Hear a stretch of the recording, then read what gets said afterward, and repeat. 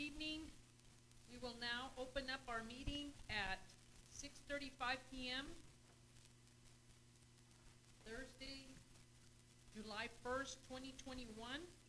If during the course of the meeting any discussion of any item on the agenda should be held in executive or closed session, the board will convene in such executive or closed session in accordance with the Open Meetings Act, Section 551.001, Equessential, Texas Revised Civil Statutes.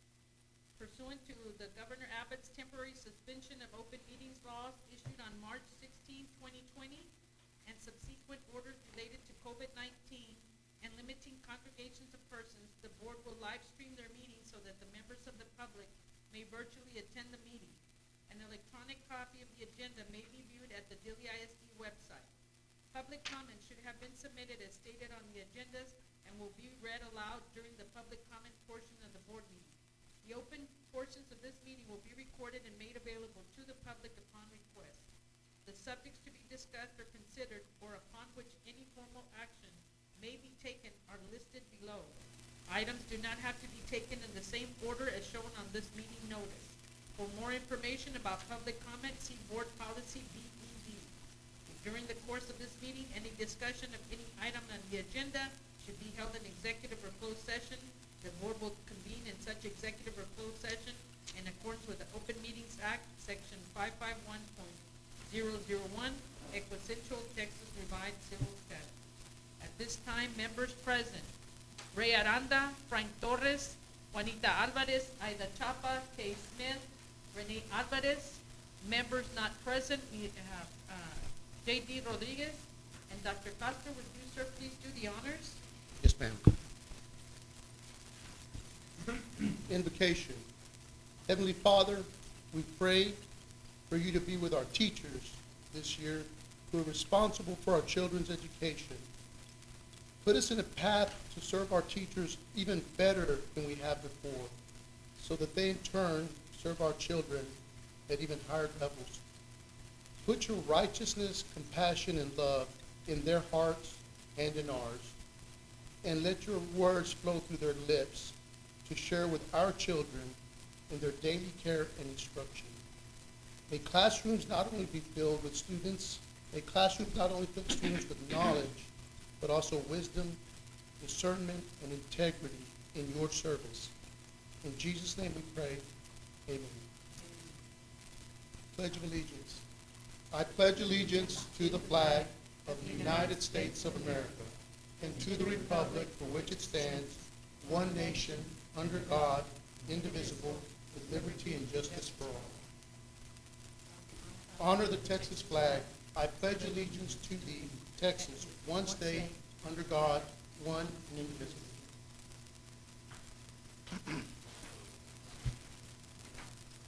At this time, we have no audience comments, so we will go on to our budget workshop.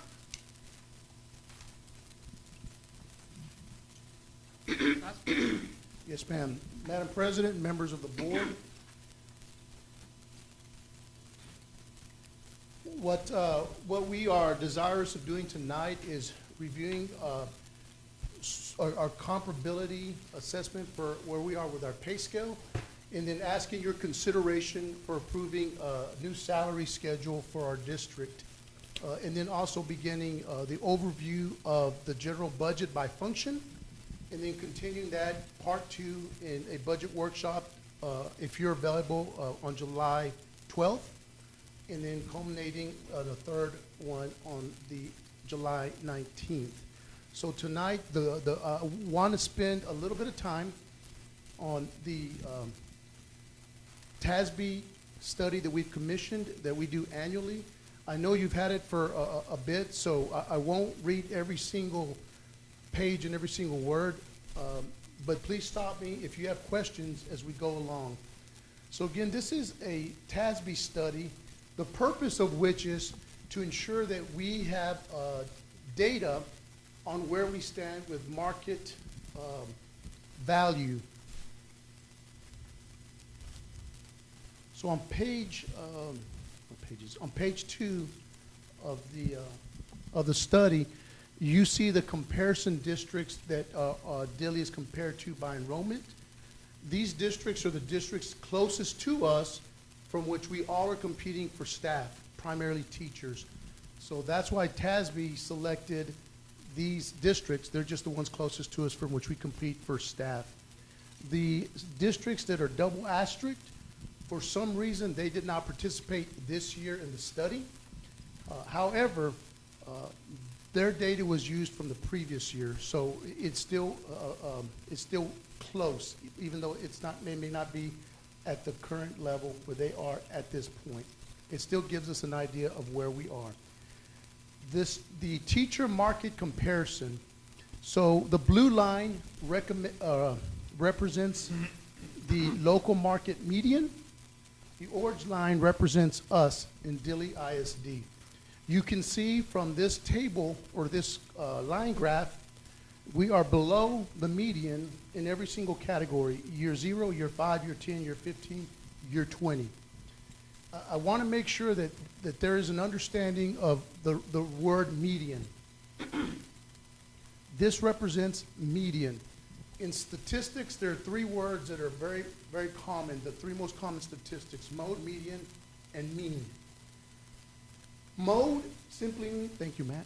Mode, that helps a lot. Mode simply means it's the most common number. So if I have 10 scores and 4 shows up, the number 4 shows up 3 times, that's the most common number, that's the mode. Mode is just the most common number. Mean, everyone probably knows what the mean is. Mean is just average. I have 3 numbers, I divide by 3, that's my average. That's mean. Median is just going to stay blip. That's okay. Median is not mean. Median is middle. The best description for median is middle. So I have 18 districts. The median is right in the middle. So this is where 50% of the districts are above me, 50% of the districts are below me. So this data that TASB does every year is based on local market median, not local market mean. Does everyone understand that piece? Okay. So again, based on the median, we are below at every category. At the new teacher level, you see we're pretty close. But when we get to 15 years plus, we start getting a bit of a gap. This table represents the same thing as this table, except in numbers. So now you get the actual dollar amounts. It's the same data as before, but actually in dollar amounts. The red line represents where Dilley ISD is. So we're just slightly under middle of the road for comparison districts. Southwest ISD and then Crystal City are the bookends. Questions so far?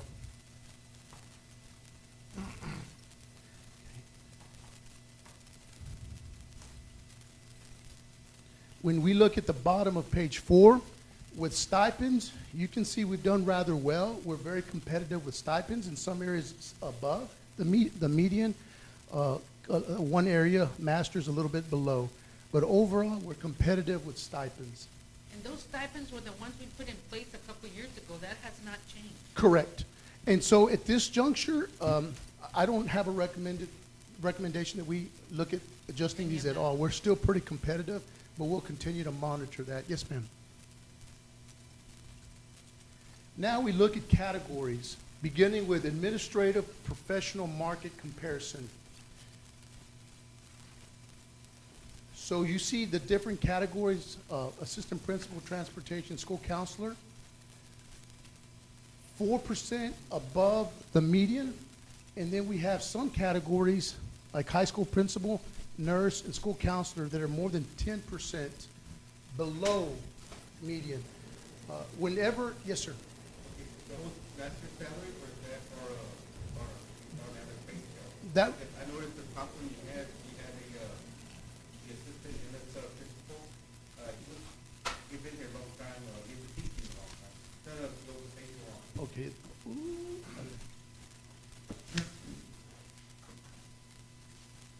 That one right there? The page you want. Oh, there we go. Page number 6. That one right there. That one? The one before was the 5. That's right. The very first one, when we were actually 4% above, is because that particular, principal had some years experience. Correct. That represents the current one, and that would have been representation of his. That's So correct. the one on the very bottom, that we're 17% under, the comparison is because he's a very new system. That plays into it, yes. That definitely plays into it. So let's say the top one who had, was over 30%, if he had been the type of principal, it wouldn't be under 17 under the market, it would be more to the middle of the right, isn't it? Yeah, yes, that's accurate. It would have been somewhere here, if not at the median. Any other questions on this one? Thank you. Good eye, sir. The next table represents the next category. Oh, no, it's the same table as the one before, except instead of bars, it's numbers. So again, there's the actual median comparisons by position for administrative. The next table is, page rather, is the paraprofessional and clerical staff.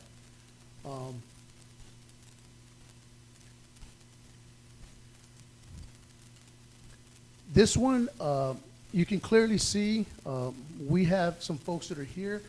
To reiterate Mr. Alvarez's point, some of these could be newness.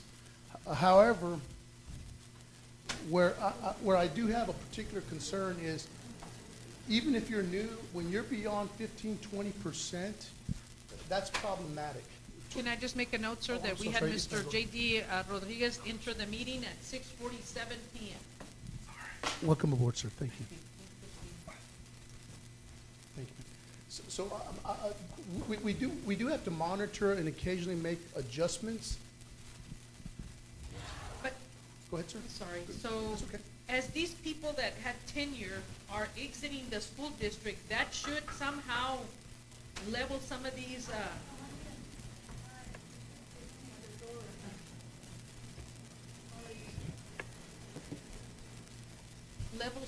off, no? Because we're not replacing them with that kind of, Yes, ma'am. years of experience. People retire with 30-plus years of experience, that does level out some of the numbers significantly, as Mr. Alvarez alluded to as well. That's absolutely right.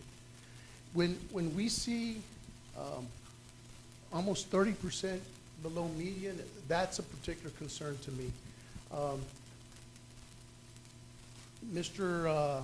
Solis is going to make a change here, so this is going to not be impacted at that level. It'll be much different. He's shifting staff there.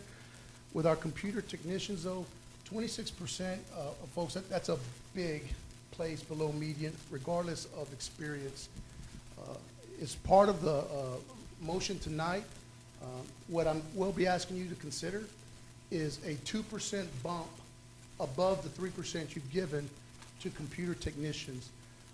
That bump will run us $7,000, $8,000? $8,000. That's still not going to get us to median, but it won't be nearly 30% below market value. So one of the asks up tonight is that's too far back. One of our technicians is been around for a while. One of them's brand new, but that's still, when you look at our pay scale, it's still way below pay scale for other districts, even for new technicians. Questions on this? And I'm going kind of fast because I know you've had it for a while. Don't want to read to you. And again, when you look at, where are you? Computer technician, market median 21, we're at 16. We're at 16. That's a big difference. So we're blessed to continue to have the staff we do in technology. A small bump of 2% above your 3% for that category is what I'm recommending tonight. And that would put them at, Brenda, do you remember 18? 18 something. So that's still not even going to put us at market median, but it's going to move us a little bit closer so that we don't continue to lose ground with that big gap. Because if we don't, sir, that would be a big gap if we Huge. continue at that rate. Absolutely, and that's why we've got to monitor where we have the biggest gaps. Where we don't have big gaps, we just watch it, but when they're already here, we need to make small adjustments or some adjustment at least. And Yes, ma'am. that's exactly what I was gonna say. We'll lose some of these folks. The competitiveness is the biggest piece. How much could we push before we start losing our staff to surrounding districts? Absolutely correct.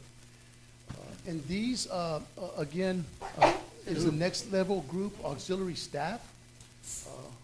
Our two general maintenance workers are 13% below. When you look at it, we're at the point where we're starting to get almost $2 difference.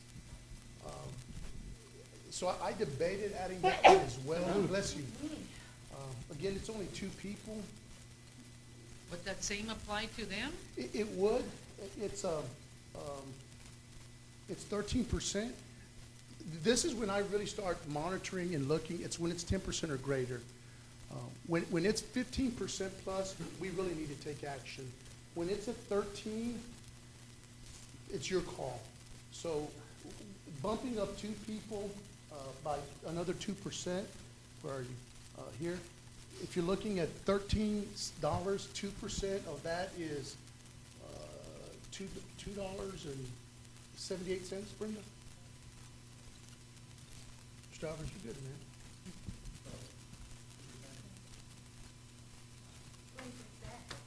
26 cents? Okay, so thanks, sir. 26 cents. I don't know why my decimal messed up. So that would put them at a 2% bump on top would put them at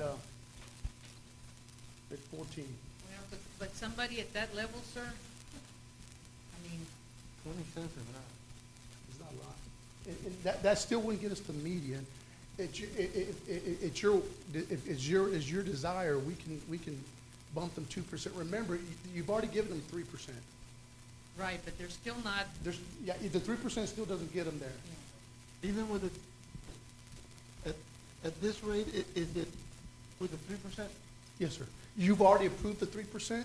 So This does not include that. This does not include that. So this will be 3% of 1328. Is that 39 cents? So 39 cents, that puts them almost at $14. So they're already closer. They're already close to 14. If you bump them another 2%, they're gonna be right at close to 14 and a half. So they still wouldn't be in medium, but they're closer. The thing you wanna keep in mind as well, this is not gonna be the same, because other districts are giving raises, so their median's gonna go up. but we're always playing catch-up. We're always playing catch-up. And it's your will, we can bump general maintenance down to 2%. At that low amount, that's gonna be, I'm estimating $1,400 for the year. It's not gonna be a lot. And that's high. I don't even know if that's that high. Not sure about how much the benefits will add on top of that, but it won't be that. Yeah. So think about that. When we make the motion for the computer tech, you certainly are welcome to add the 2% for our general maintenance as well. I would say that would only be fair, sir. I These people agree. are at the bottom of I agree. the pay scale. Didn't want to push it too hard, but 10% is monitor, 15% plus a gap. We need to really start looking at taking action. Other questions on this one? And this is because, last year and the year before, there was, again, remind me, there was no raises. The only thing we did was the stipend, and that was 2 of them. So really, these folks have not seen a pay increase in 2 years? Correct me if I'm wrong. That's right, but last year it was increase, we were going to go with stipend versus pay raise. Because we didn't know what was going to happen with the hospital. And we could always, we can't increase pay. Right. Stipend, you can pay better. Well, it was just a one-time thing. It doesn't affect their retirement or anything like that, or their benefits or nothing. It's just a one-time little bonus, and that was it. The only thing, I mean, no doubt,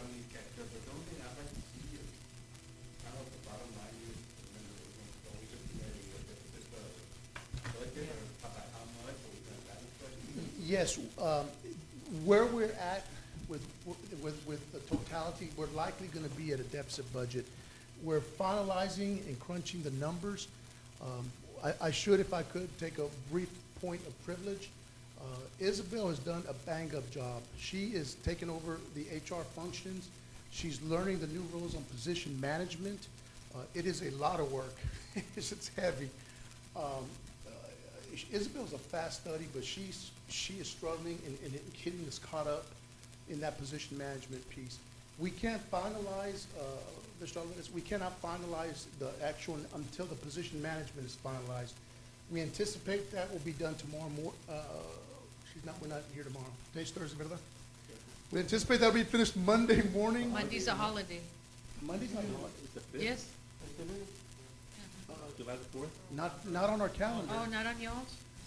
It is? Someone told me, Miss Carroll told me, we're off on July 5th. Oh, great, I didn't know. And then No?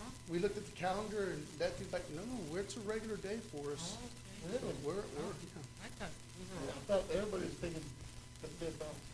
Who approved the calendar? for the calendar. Good I point. don't know. That would have been nice, after 4th of July to have been off there. So once the position management is completed, we'll have a much clearer look at where the deficit stands. I want to also do a shout out. I always get call out and shout out. Call out is bad, right? Call someone out? Sounds good, man. Shout out is a good thing. I feel like, I don't want to shout at anybody, but Brenda Trevino is learning a lot faster than anticipated. You're doing a great job, Brenda. She's catching the codes, federal, state, very quickly. So I appreciate the very hard work of Brenda and Isabel in assisting me as we grow together in these pieces. So we're getting very close there, Mr. Alvarez, in looking at where the total piece will be. But it's going to be primarily affected by the payroll. Yes, ma'am. 84% of our budget is payroll. You're absolutely correct. And when we show you the numbers, it will be a deficit budget that you can either choose to not. But what we'll also show you is because of the federal ESSER funding, we should be able to offset a lot of that, if not all of it. And I don't want to overpromise and underdeliver, but with our ESSER 3 funding, we're finishing the application there. We should be receiving $2.1 million in flow through for ESSER 3. TEA is sending the final plan to to the United States Department of Education. When the TEA plan for ESSER 3 is submitted and approved by the Department of Education, they'll release the other third. The other third for us then will represent $1 million. So we're looking at about $3 million. Now, what would be a bad idea is to spend it all in 1 year. The federal government will give us up to 3 years to spend it. So the plan is stretch that out over 3 years. We're already identified people that we've moved in to ESSER funding for next year. That will offset a lot of the cost. A lot of the things that we're going to be purchasing, we're going to offset local purchases with that. And I'm getting into a little bit too much depth. Like, for example, one of the things we want to do with ESSER funding is do 100% refresh with teacher technology. Get a brand new laptop for all teachers. Those should last like 5 years, but then we're good to go for 5 years once the funding runs out. Let me ask you this, since you just made a point on that. So what happens to the inventory that we already have in stock that's waiting to be fixed? And we have a lot of stuff. So that's a great question, and I'm going to speak on behalf of Matthew. The stock that we have is 5 years or older. That needs to be phased out, and then the plan is to resell it for recycle and recoup some money for it. The equipment that can't be repaired has to be replaced, but we still have a bunch that still is good and usable. So absolutely, and the same thing with teacher laptops. I'm just saying, because we've invested so much, sir, in that technology that as much as I'm sure you want to be able to save and hold off, It's a very good how do point. we, keep up with that without really pushing it aside and not taking care of it at all? And then you're going to waste this year or two that it just lags behind and you didn't do anything with it, then you've really got to turn around and do something to get rid of it. I mean, what is the plan, I guess is what I'm asking. So the plan is at some point, could do a 100% refresh of all computers. It doesn't have to be next year, it can be. As you're talking, I'm actually thinking, if we actually wait till year 2 or maybe even year 3 and do the refresh in year 3, now we have brand-new computers year 3, and that'll last us 5 years after that. But then in 5 years, we have to replace them all over again, all of them. Right, but that's the regular cycle anyway. But we don't replace all the equipment in one term. No. It Oh, gets I see phased what out. you're It gets- saying. Like Yes. every year we replace what's 5 years old, Yes. and then 5 years old. So, So we do it all at once, So- in 5 years, we could do the whole thing all over again. So the excellent point. So an ideal plan may be to spread it over 3 years so that we're not having to replace all of it at the end of 5 years. I do Excellent. have to add something on that JD just touched on. He's got a valid point. So if that's what we're supposed to be doing, how are we keeping track? Do we have a system? We should have a system in place that monitors that type of equipment and the cycle so that we're keeping track of it somehow electronically, I would hope, sir. Yes, we do have a database. It's not Clever, it's WASP. WASP is our database where we have all of our technology listed and tracked and where that is kept. And actually, well, let's do this. Let's have Matthew do a presentation of that at our next board meeting and then break that out in a little bit more detail. That would be great. Because thank you for those points and questions, because that's really actually a superior plan than what we were thinking initially, is just do a full refresh. If we waited and cycle it, we wouldn't be forced to do a 100% in the 5 That years. would be too costly. Yeah, great point. You mentioned ESSER funds. Did you already cover that already, or you're gonna cover that more, or? I touched on it today. We'll talk a little bit more about it if everyone's available, July 12th, and then again, July 19th is necessary. Do we have an amount of ESSER funds coming to the district already? We have nothing yet. We're finishing our application and the requirements for submitted. When does that due, or when was it due? It's due in July, end of July. So you can submit it early, and our plan is to submit it next week. But regardless of when you submit it, you don't get it till later on in August. So approximately, do you know how much you're gonna get off the ESSER fund? Yeah, the 2.1 million is the first 2/3 flow, and then once TEA submits their plan to the Department of Education, we should receive another 1.1 million. So a total of 3.1 million.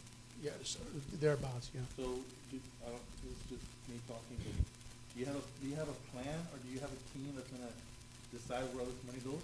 Yes, sir, we've actually been working on that. We've invited parents, teachers, administrators to provide input on ESSER funding expenditures. Principals have done meetings with parents as well, parent meetings. So the broad plan right now, the biggest piece is what costs can we offset, to help the budget?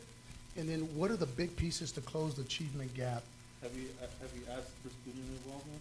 Yes, as appropriate, the principals at middle school and high school invited students as well. And he might have missed what you said earlier, I don't think he was here yet, but that you said that monies would offset that deficit. Yeah, that's the goal and plan. Oh, That yeah. we have a huge offset, if not 100% offset, a big chunk of it. 'Cause we're looking at That's only for the first 3 years, Right, after 3 years, the money's gone. and then what? Then we have to take a serious look at some priorities. And so we're gonna need to have some serious conversations, probably year 2, before year 3 is of the fund. So we should be in very good shape. We should be in good shape for the next 2 years. That 3rd year, we really need to start taking action for where the biennium is.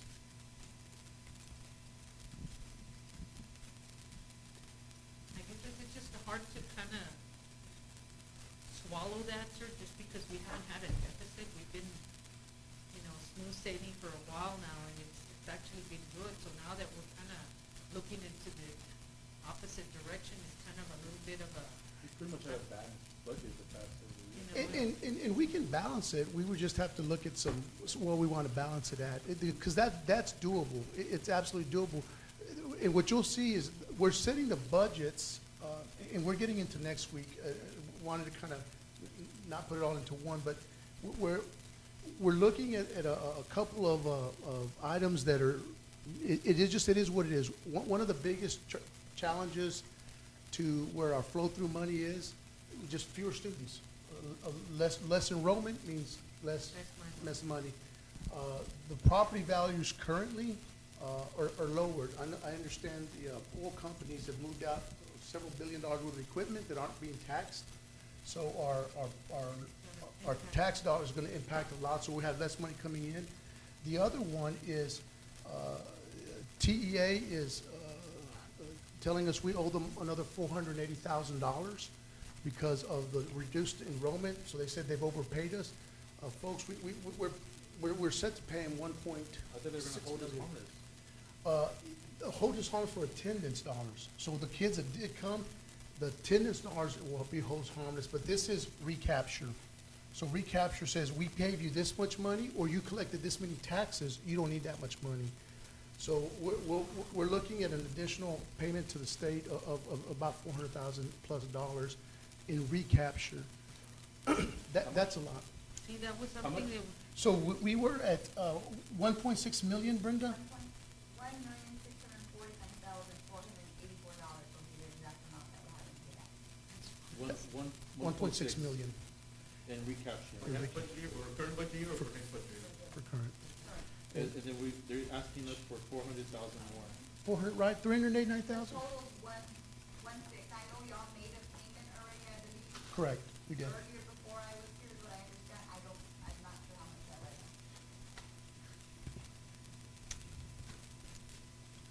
I keep coming to mind, 2011, and investment in forest. It was up to. It was. I don't want to. And we're not there, guys. We have a, No, but yeah, the spending the years prior to that, kind of, which involved using fund balance to, make up the deficit, got them to that point. I'm not saying they spend it, but right.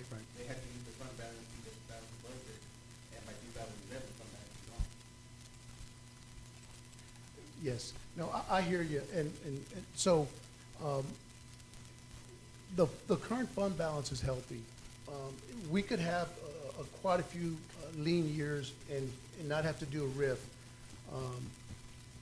We're not there yet. I promise you guys, we're far from that.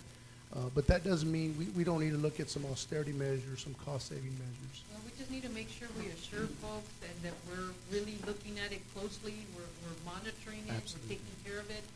And like they pointed out, you know, we kind of have to foresee or forecast what's coming ahead so that we can kind of play it safe, Absolutely. really. Additionally, some recommendations from TASB for us. Adopt a compensation plan, a salary schedule. Recommendation number one, that pays at least the minimum proposal. Recommendation two, implement one of the models for competitiveness so that we stay competitive in our market. Recommendation three, look at maybe making adjustments for our most senior teachers, those that are 14 to 20 and not 9 to 20 teachers with 14 to 20 years experience. And then maybe even those teachers with 9 to 20 year experience, consider making an adjustment for those teachers who are most veteran teachers, who, again, who are, well, look.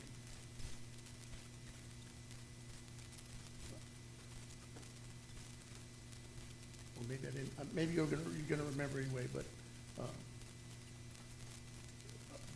for this group of folks, consider making an adjustment for these who are furthest beyond the median, Yeah.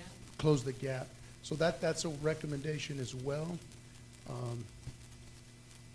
And then the fifth recommendation, we'll get there in a moment. So basically, bottom line is, if we don't take care of this with the employees, potentially we'll lose folks anyway to the surrounding districts just because of the pay. Correct. And when you're challenged with compensation and housing, it becomes even doubly difficult. So if you're only challenged with one, we at least have a fighting chance. But when you have a double challenge there, it's a little bit tougher. So it's good to at least try to take care of one to the greatest extent possible. You already do this, but consider freezing the pay for employees already at or above the maximum pay rate for the schedule. And then recommendation 5, look at and do benchmark study group against all pay groups. A full review this year. Brenda and I have already talked and planned for what that would look like. And the plan is to bring to you probably at least every other board meeting part of that review, taking what we have here and then looking at where we might want to make adjustments for maybe our most veteran teachers. Where could we offset some of the costs with future ESSER dollars, et cetera. So we will be conducting this full review as we move forward throughout this year. I think that would be great, so it keeps us in the loop of what's happening instead of trying to jam it all in one meeting or 2 meetings, and it's just a little overwhelming because you have to try to remember everything, and there's so many questions surrounding all the adjustments and everything that's going into play. So if you were to bring this stuff to us every month, that would be very beneficial to us. Yeah, and as Brenda that was a great idea on Brenda's part, and every month might be a lot, but at least every other month. Especially when there's expenditures that we've got. Exactly, where we need to Yes. monitor and look at that a little bit more closely. So it's a good idea on her part. Model 1, this is Model 1. So I want to be sure that you understand what we're asking you to adopt tonight. We're asking you to adopt a sort of modified salary schedule from what TASB has already here, because you've already given a 3% raise.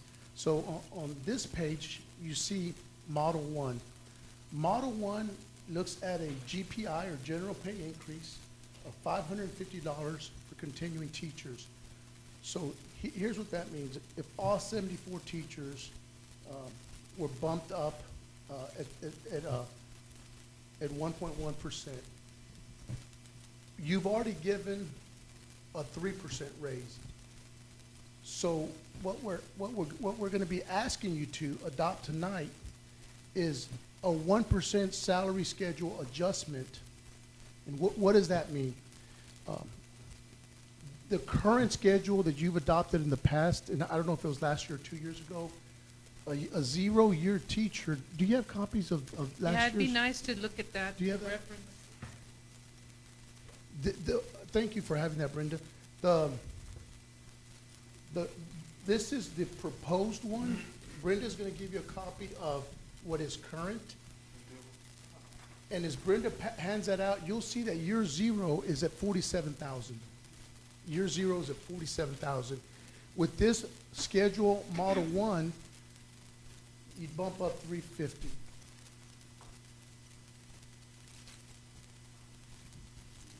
But this is not including the 3% we gave last 2 weeks ago. Great question, and that's where we're headed. So there's a big difference. The 3% applies to current employees. This only applies to new employees. So new employees would get a 1% raise. So on this scale, as a new employee, you would get a 1% raise, not a 3%, just a 1%. And that would move us forward at least to stay in that competitive range at not a huge cost. Does that make sense? And that's a new employee to the district. Yes, ma'am. New employee to the district. So that's the salary schedule that we're asking you to adopt. That's where you were saying last week that it doesn't affect the minimum and the maximum amount. It was only affecting. For new Current employees, employees. correct. Yeah, so for the 3%, only current employees. And new employees would only be moved up at a 1% increase. And that would, again, keep us a little bit competitive, but not break the bank as far as falling behind the median too far. So Model 1, which ask for a 1% increase for our pay schedule, how does that one, that's not gonna go towards the current employees? No. But our current employees on year 10, doesn't that increase also or no? It does not, and here's why. There's a big difference between a salary schedule and a step schedule. Okay. A step schedule means you go up on the step, you come up every year regardless. So regardless of whether the board gives you a raise or not, every year you're gonna make more money. Okay. That's called a step schedule. We do not have a step schedule. We just did. Yeah, we just have a salary schedule. And most districts, not all, but most districts have gotten rid of the step schedule because that takes it out of the board's hand and said, hey, you're gonna go up every year regardless of what the board does. Most districts have gone to a salary schedule that says if you're new and you come in at 20 years experience as a teacher, this is where you're at. Gotcha. You got it? And so we're asking you to bump that up by 1% only for new because you've already given existing employees a 3%. Good question, sir. In the next, oh, I'm sorry, sir, go ahead. Just to make sure, I don't think so, but if a 20-year, really actually employee started as a new teacher, a new teacher coming out of the district with 20 years experience, but a teacher with 20 years experience new to the district, are they gonna be comparable, or are they, It's going to be comparable. the new employee with 20 years experience is not gonna be making more money than the teacher who's been already at CIT for 20 years, who started here? I don't think so. Let's look at a quick 20 real quick. That would be a problem. Yeah. So if we look at our,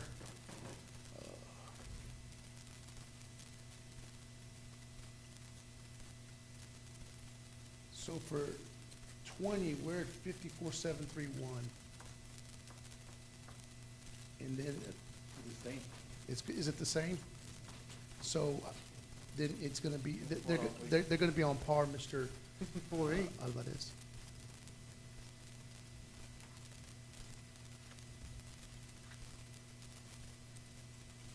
Kilo. Am I there yet? Oh, yeah, I passed it.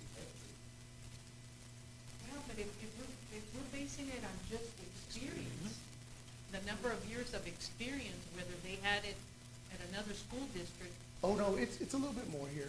The 54.8. It's 55, it's a little bit more, but again, that's a great catch and a great question, sir, because it's my recommendation that if not this year, maybe next year, or just, we really do. That's a 2% increase though. Oh, shoot, thank you, I messed up then. So it is the same thing, isn't it? It's 54.8. 825. So it's about $100 difference, isn't it? So it's, to answer your question, it's gonna be about the same. If you come in 20 new to Dilly or 20 with Dilly, my recommendation. Go ahead, sir. Actually, a 20-year experienced teacher coming new to the district is gonna get paid more money than, well, actually, no, because we have a 3% increase. 3%, yes, sir. Thank you. And thank you for making that point. With the 3% of our current, you're still gonna be above the salary schedule. But my recommendation still is gonna be for those teachers, we consider and look at a bump, maybe 4 to 5%. Those are folks that are retiring soon. They've been loyal. They've been around for 3-4 decades. That's my recommendation. For this year, probably, I would recommend we wait one more year, do an analysis all year, see what we can offset with ESSER, and then bring that proposal to you for a consideration for a bump the second year. Does that make sense? well, it's only fair. I mean, you don't wanna, I mean, as it is, morale is low, and if you're gonna do that, and you bring teachers like that in, people are not gonna like that, and it's not gonna sit too well. The next two we'll just fly by. You can ask questions, but the next two are just gonna be, Model 2 is 2%, so it's just gonna be more. It's gonna be more. And then the same thing with Model 3, it's just 3% more. It's gonna be 3%, and it's gonna be more cost. So We can talk about that, but I'm not recommending the 2 or 3, Model 2 or 3 at this juncture.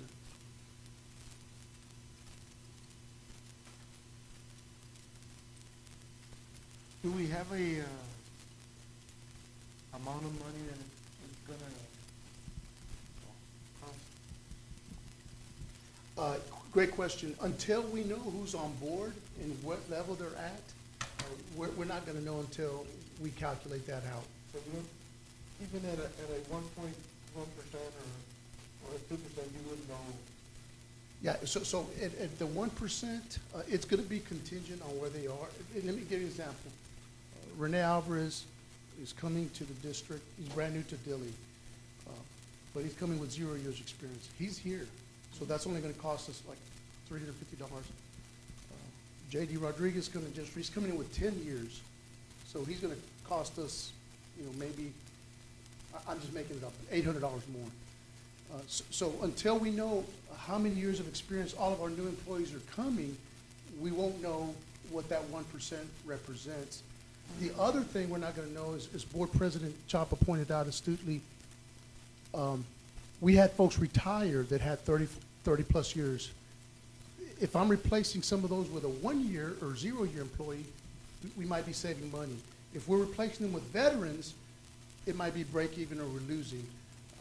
Most of the folks that we're replacing are a little bit younger that we're replacing with, so hopefully we'll be at a break even or an offset. And we really wouldn't wanna hire, and I don't mean this in a bad way, but we really wouldn't wanna hire retirees, because that also would not be good for the district to hire. Don't we have to pay more?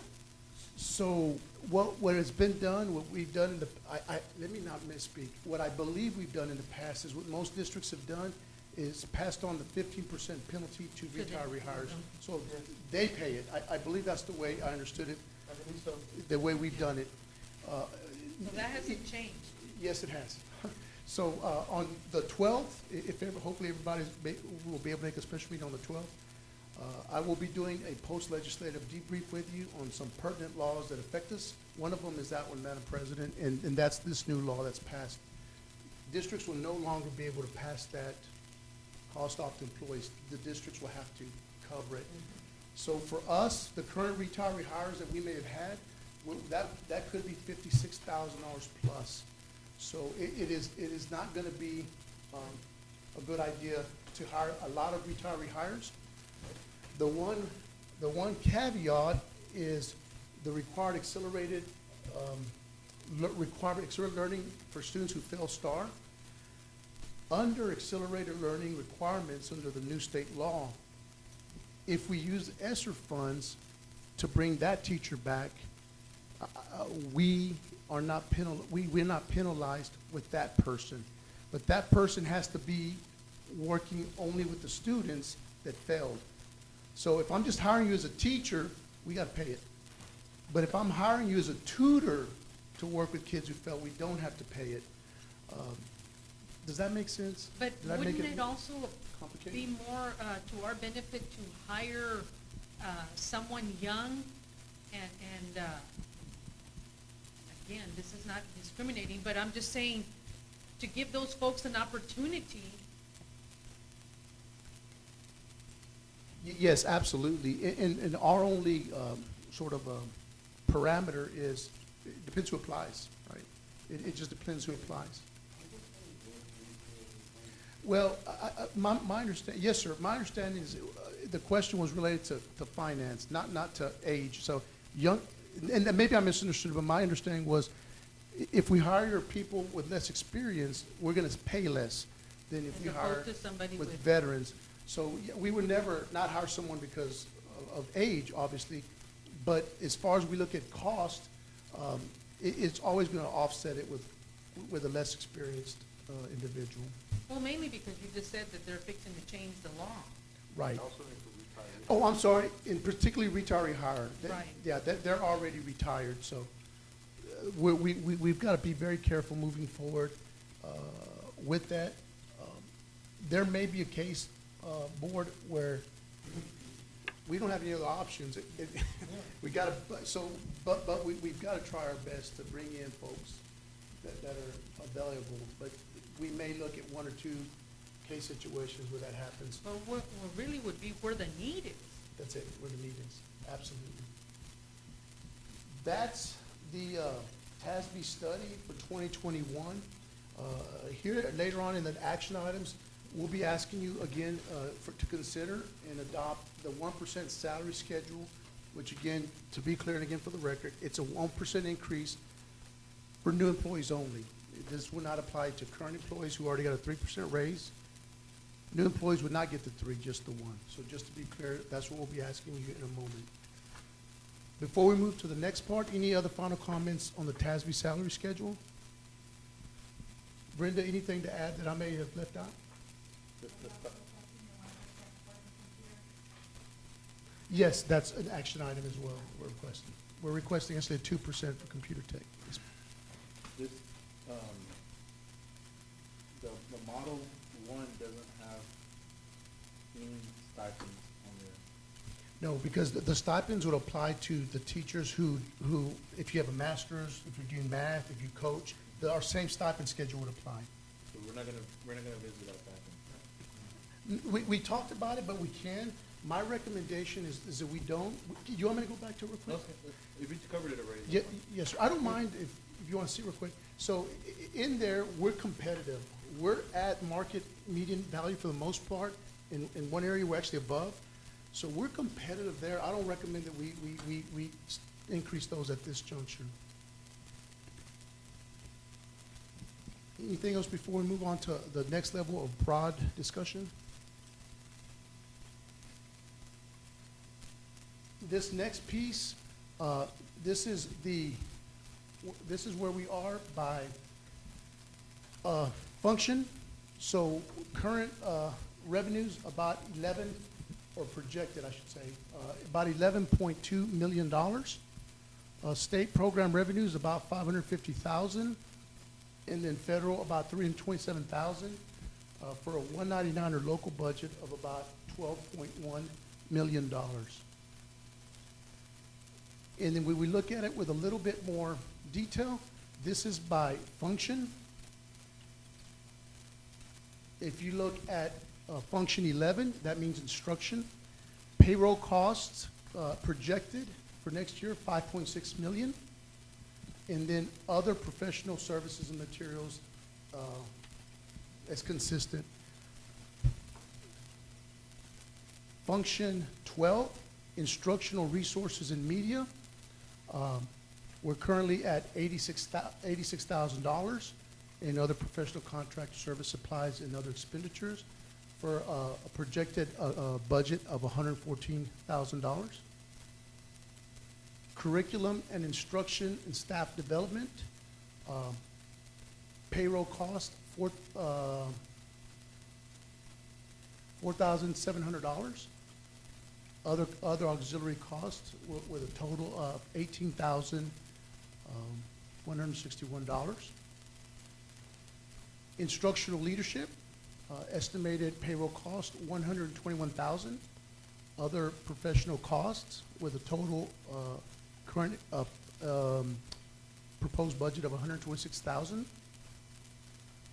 Function 23, school leadership,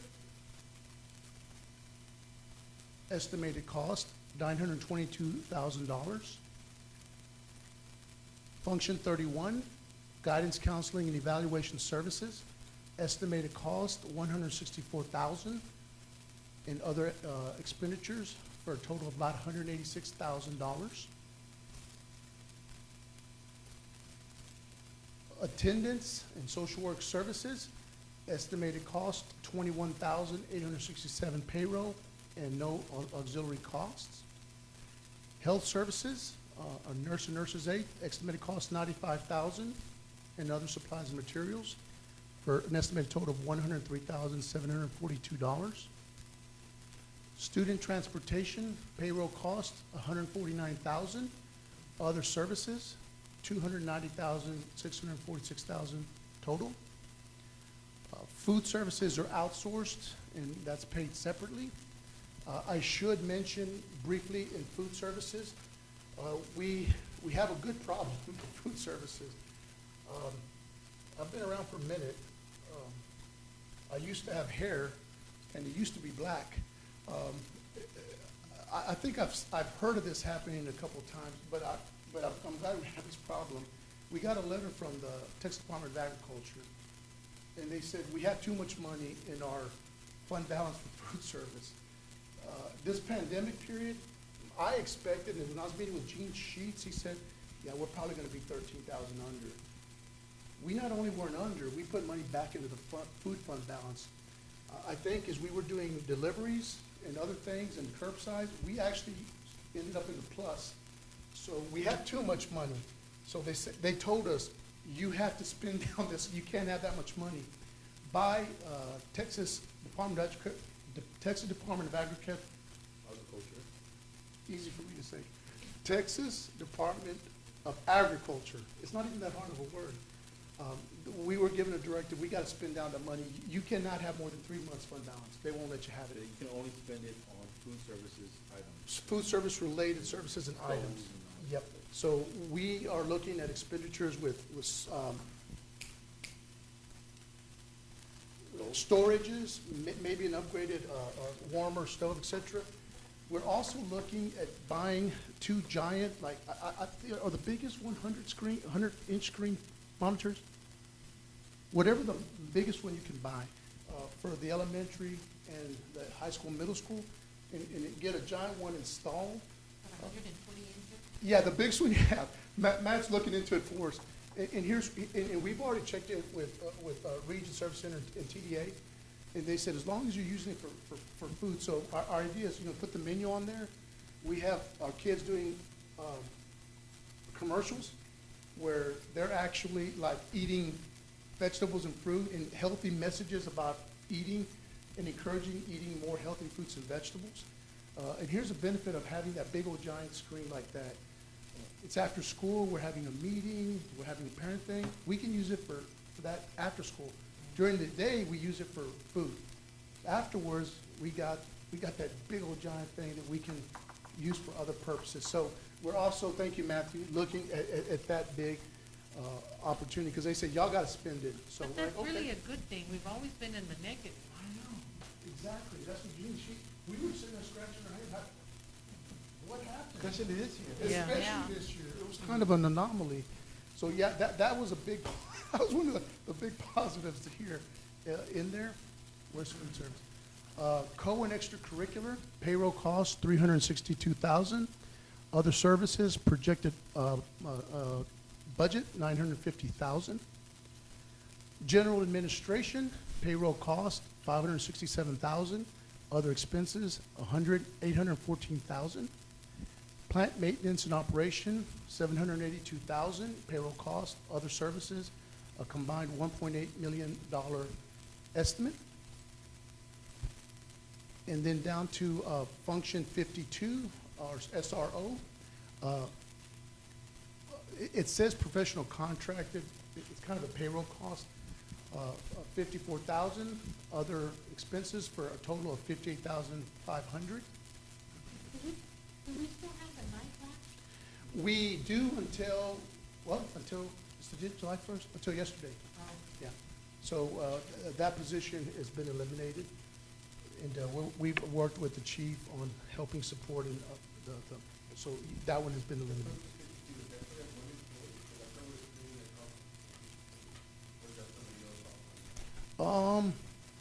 Sir, as far as I know, this is our SRO, but that includes benefits. They're not at 54, it includes benefits. Brenda, do you know under function 52, is that just our SRO? That's not our SRO. It is 40,000 of it is the SRO and the remaining is the allowance. Thank you, Brenda. So we're not sharing the cost with the city? You probably get paid More than 40? Is she? But what was it? I don't, It may be 9 months out of 12. Yeah. That- That would think about that. Brenda, did you get that question? And I forgot to mention, Brenda is writing questions down that you have that we'll bring back answers if we don't have them all. If you'll make sure we have that one as well. So, During the Is it school year. calculated? is she, or the officer is working for the city right now? It should be. That's my understanding. Like the school's over, some school's over. Yeah, so I think there was days or something depending on the, We were gonna pay the month that the SRO was at school, Yeah. and then the city was. what they did, yeah. Or even like during the Christmas break and Thanksgiving, when there was no school, they're still gonna work for the city and get paid through the city nowadays. Before I forget, now you're on topic of SRO, did you already cover the K-9 guy? Not at this juncture, but as part of sort of the budget piece, I can briefly cover it. Thank you, by the way, for the contacts and information. It's actually in here. That cost is actually in here. For the contracted people? Yes, sir, for the contracted people. Which we haven't reviewed yet. Yes, sir, correct, that we tabled. So again, as part of the payroll cost, Mr. Rodriguez gave me a good contact for the DA's office, K-9 unit. I did speak twice now with Mr. Investigator Dan Kaufman. He was excited about upping what he does for us. It would be a no-cost service, so that would save us $35,000 plus dollars. Thank you, Mr. Rodriguez. I did talk to our staff, both at the high school and middle school. They do not, I want to say it's $35,000, Brenda, for the current contract with the K-9. Can you write that as a question? We'll come back with the exact number. I want to say that's what I remember is our contract with that company that does the K-9 drug dogs. It would have been on our last agenda item. Right. It's on there. It's there, but we'll bring it as well for the next part of the budget workshop. But I did speak to administration at the high school and also at the middle school. I was very surprised to learn they don't like the drug dog for the private company.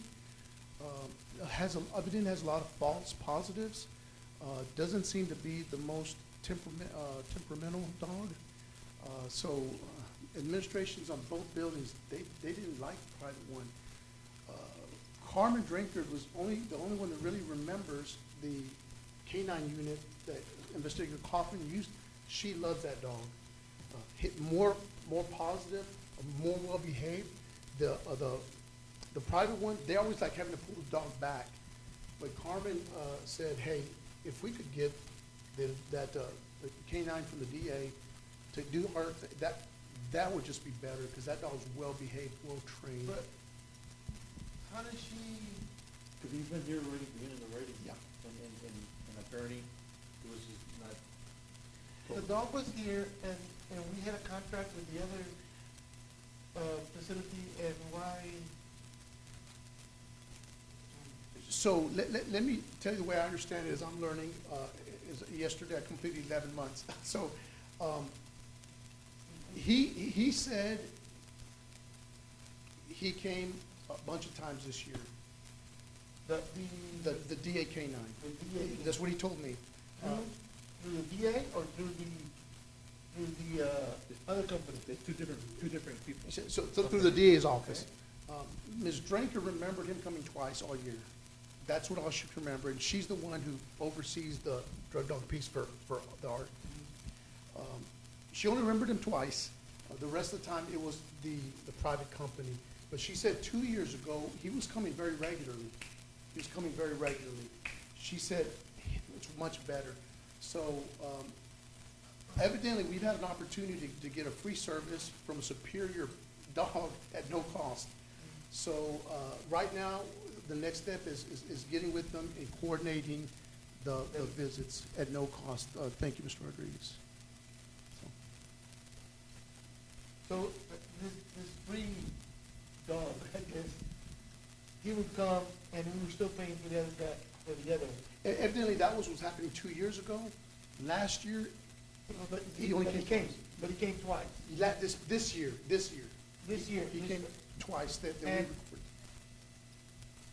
Just as a courtesy to the school, or? So just, can we cover that, or? It's payroll related, yeah, so, yeah. The it's- DA's office, got grant funding, she requested grant funding for that position. where the main purpose is to service schools. And then on his downtime, he would do whatever he needed to do, right? But he's servicing every county, every school district in his district, which is LaSalle, Frio, Carnes, Atascosa, and, there's one more, Wilson. So every school district in that county, he's servicing. So that's a lot of schools he's having to go visit. But he tries to hit every school at least once a month.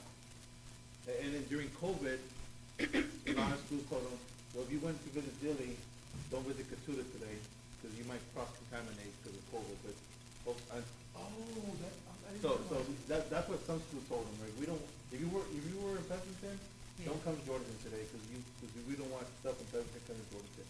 But before that, prior to COVID, he was just going school.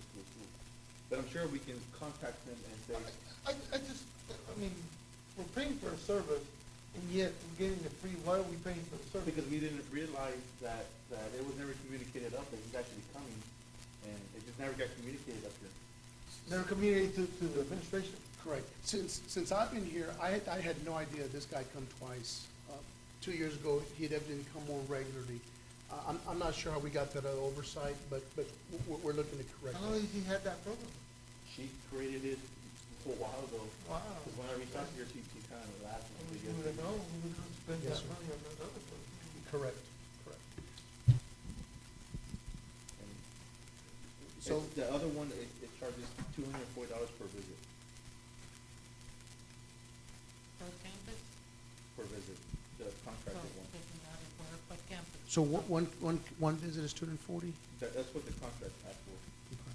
So maybe it wasn't 35 grand, No, maybe 3,500.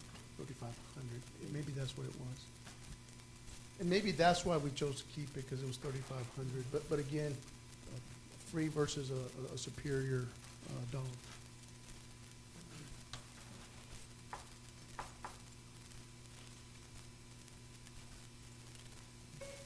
Function 53, data processing services. Professional service contract supplies, et cetera, a total of $212,750. Community services, payrolls. This is one that I've got to apologize to you. It is not accurate. I blew it on this one. It's like algebra. When you don't use it all the time, you got to relearn it in a hurry. So I messed up here. This is not accurate. This is actually about 123,000 more. So we're going to make that adjustment and bring it back to you on their community services. So that is going to be in the neighborhood of about 135,000. Just did not include our daycare people. And so that's one that we're going to go a little bit more detail with you on the 12th and maybe the 19th as you desire. One thing that's just noteworthy, we're estimating, as we're researching, we're operating the daycare at about a $49,850 loss a year. Even beyond COVID, we're operating it at a loss. That's attributed to what? Not charging you a lot. Yeah, that's probably the biggest part, is not charging more. I understand we have a new daycare in town. We charge $400 a month. $100 a week is a really good deal. I think, I don't know, the new daycare, my understanding is they charge $800 a month. But the whole idea, when we decided we were gonna do that, was to help service the students that were pregnant first. Correct, and my, So is the majority of the kids being enrolled, are they student-based or are they, community-based? so as we peel back that onion, my understanding is we would have 1 or 2 students a year. 1 year we had an anomaly of 5, but the average is 1 to 2. So the pregnant teenage parents that we're serving is usually pretty low, 1 to 2. It's primarily serving staff, and then community after that. If there's room, it's community. The one thing that I want you to think about is, if I'm staff and I'm paying $100 a week, that's a pretty good benefit. So what you're gonna wanna consider is, do we keep it operating at a loss, but it's a good benefit for staff. Or at some point, we consider, Can we legally charge staff one rate and community a different rate? we can, that's the board's option. Yeah, we can. So, yes. What was that, sir? Like charge our staff a certain rate and then charge non-district employees Oh, a yeah, yeah. different rate? But wasn't that a plus too, that to help out the employees and they can manage it? Huge plus. Exactly what- Absolutely, huge what plus. JD Now, tried. over there at our other daycare in town, they're charging for regular folks community $800. Everyone pays $800 a month. And we charge $400. Yes, ma'am. Now, do remember the CCS contribution? That's out of San Antonio Community. Not community something services, but it's not in schools, but it's CCS, community something in schools or whatever. But they like for our kids, or it's like $30 a week after CCS pays the biggest share. If you're a paraprofessional and making what you make for us, they would be about the same, because it's income-based. But for teachers, you probably would not qualify for the CCS, so you would, if we increased the rate, you'd have to pay the full rate. Again, just think about that. I don't recommend we make a change this year, but as we move forward to austerity, we've been operating that one at a loss for a while. I can't recommend that we get rid of it. I can't recommend that we keep it. I just think we monitor it, because that is a big positive retention factor and recruitment factor for employees at that cost. So just be thinking about that as we move forward. And then under debt service, $52,138. Under, that's the bleachers. Guys are gonna be more. Brenda, do you have that one? Yeah, we should be close. We. So write that question down and we'll bring that back on I the don't 19th. think It we was have the much same more. year, we got them in December as well. Are those in the high school? Yes. Yes. So, good memory, sir. That's at the bleachers. Function 91, contracted services, $1.6 million. That represents, Brenda, help me out. Function 91. Was that remember when we had those ladies? It's the water. Oh, Lord, baby Jesus. That's the recapture. That's recapture. That's what we pay back to the state. Just, again, we'll talk a little bit more about it either on the 12th or 19th as we split up the agendas, because we've got about 14 topics, or a bunch. As part of the post-legislative session, guys, this is ridiculous. I have started to author a bill. I'll be talking to our Tracy King and then our new senator.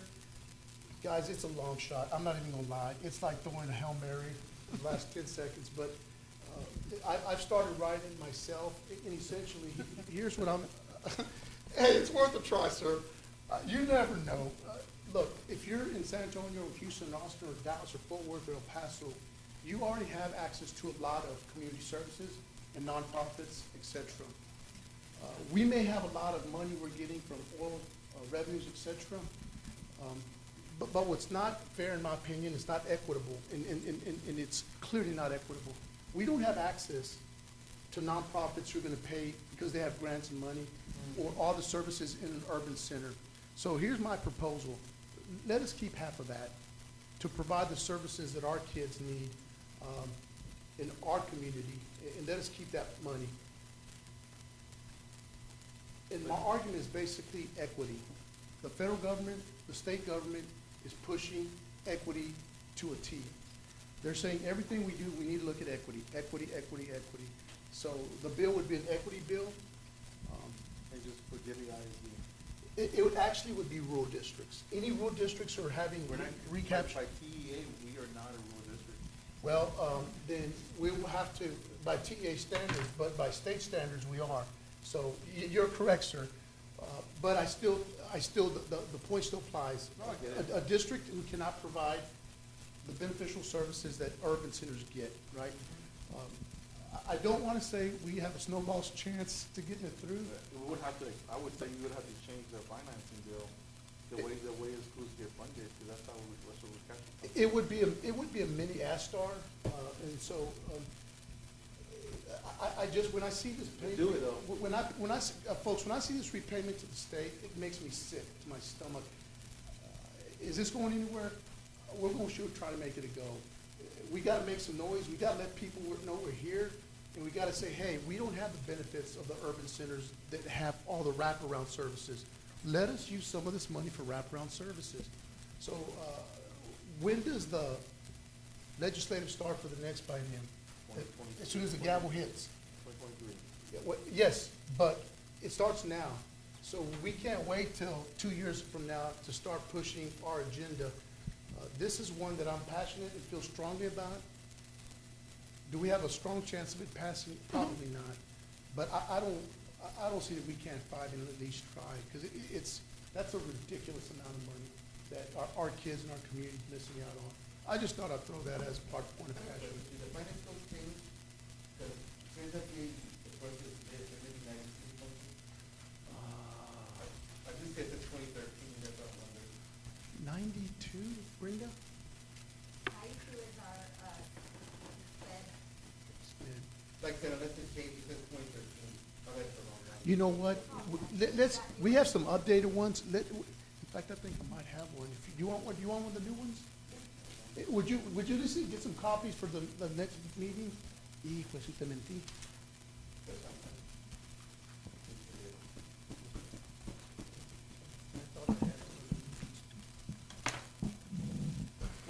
Well, we'll get that to you. So, yeah, evidently it's been updated. Function 93, fiscal agent member district. This is our payment to the co-op, $314,000. This year, under the charge reimbursement and the services that were provided to special ed were inordinately, let me change another word. This year, we spent a lot less because of the pandemic. How about that? Okay. We're looking at a reimbursement. I was in Pearsall. What's the day? Thursday? Tuesday? Monday? Tuesday? Sometime this week, I was in Pearsall for the co-op meeting, special co-op meeting. As we were reviewing the budgets for the co-op, we're probably gonna be $200,000 plus. So the co-op will be writing us a check for about $200,000 or more dollars. We're still sorting out the budget to get the exact numbers. Due to COVID last year. Yes, ma'am. So we don't normally get that much, but we're looking at a 200,000, maybe as much as $250,000 that they'll be sending us back. So that's gonna help a lot this year. This was an extraordinary year. That's not gonna be a whole time, but that's a That positive. kind of only makes sense, since they didn't service those students. Exactly. So, yep. So that's a little bit of a plus for this year, given the circumstances. Juvenile justice payment, $6,500, that's required by law. If a kid goes to juvenile, we've got to cover it, but we have to pay the contract cost, even if we don't send anyone.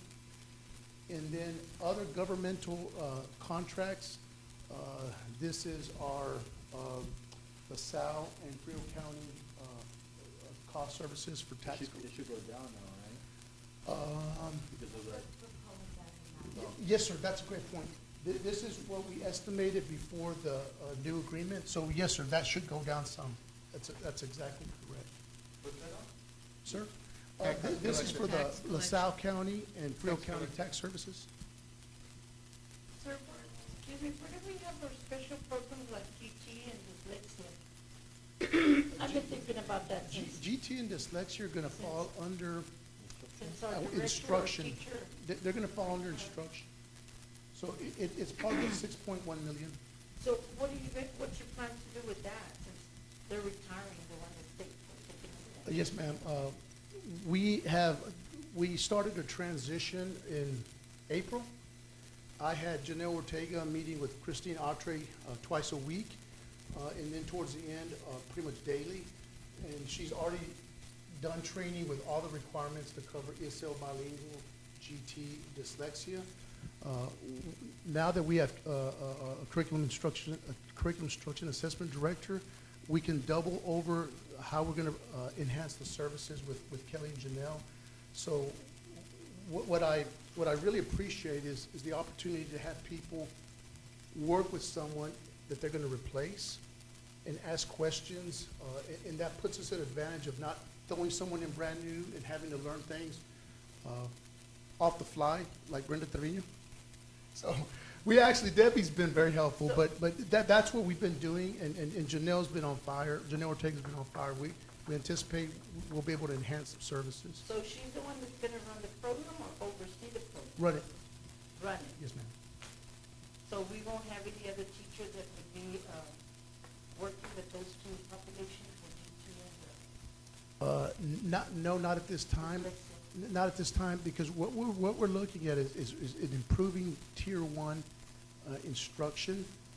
So what Christine Autry did, Janelle's gonna do. But we're gonna align that with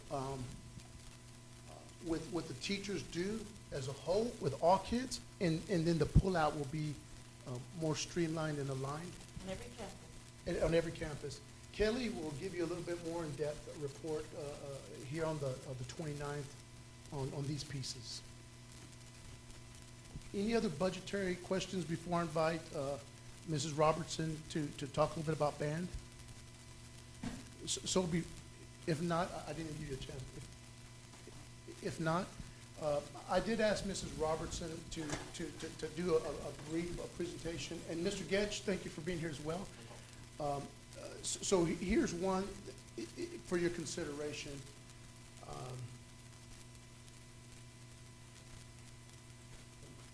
Our band instruments are not in good shape. When you see our band on the field, it looks like other districts practice instruments. Our instruments are really, they're old.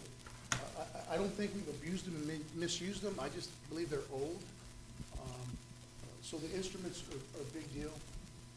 There are a lot of other pieces that, per your desire, or will, it would require us tapping into the fund balance. This wouldn't be part of the general fund. So she's going to talk about some of those pieces. A couple of those pieces are to include a tower. We don't have a tower. That surprised me. And I asked Ms. Robertson, why do we have a tower? She goes, I've always wanted a tower. And a tower it lets you stand up, and as kids are practicing marching, you can see the formations better as you're working with small and large groups. Some of the other pieces we could live without, but it also could be easier for our band. For example, a trailer. Currently, with what our band's using, it's really hard for them to get in and pull things out. A trailer that has a side door would make that more expeditious. Is that absolutely necessary? It's not necessary. Would it be helpful? Absolutely. So I've asked her to kind of highlight some of these pieces. When was the last time we, Uniforms? well, I know we did uniforms a couple years ago, but when was the last time we actually put money into buying instruments? That's a question I don't know. Mrs. Robertson could probably answer, but go ahead and write that down, Brenda, because we'll bring that back. Please ask questions, and I'll close on this. We do invest in athletics and other things a lot, and we need to, because it's an attraction for kids. I do believe we have an opportunity to move forward in band as well, but please ask those questions in a moment. Ms. Robertson, Mr. Getch, thanks for being here tonight. And by the way, that microphone picks up as well. Okay. All right, good evening.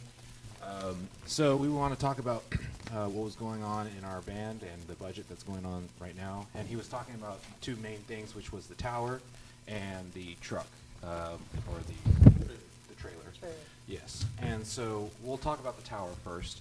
The big thing why we need a tower is that, like he was saying, we need to be able to see the formations, and we haven't been able to do that. We've been doing that at ground level, and we've been doing our best.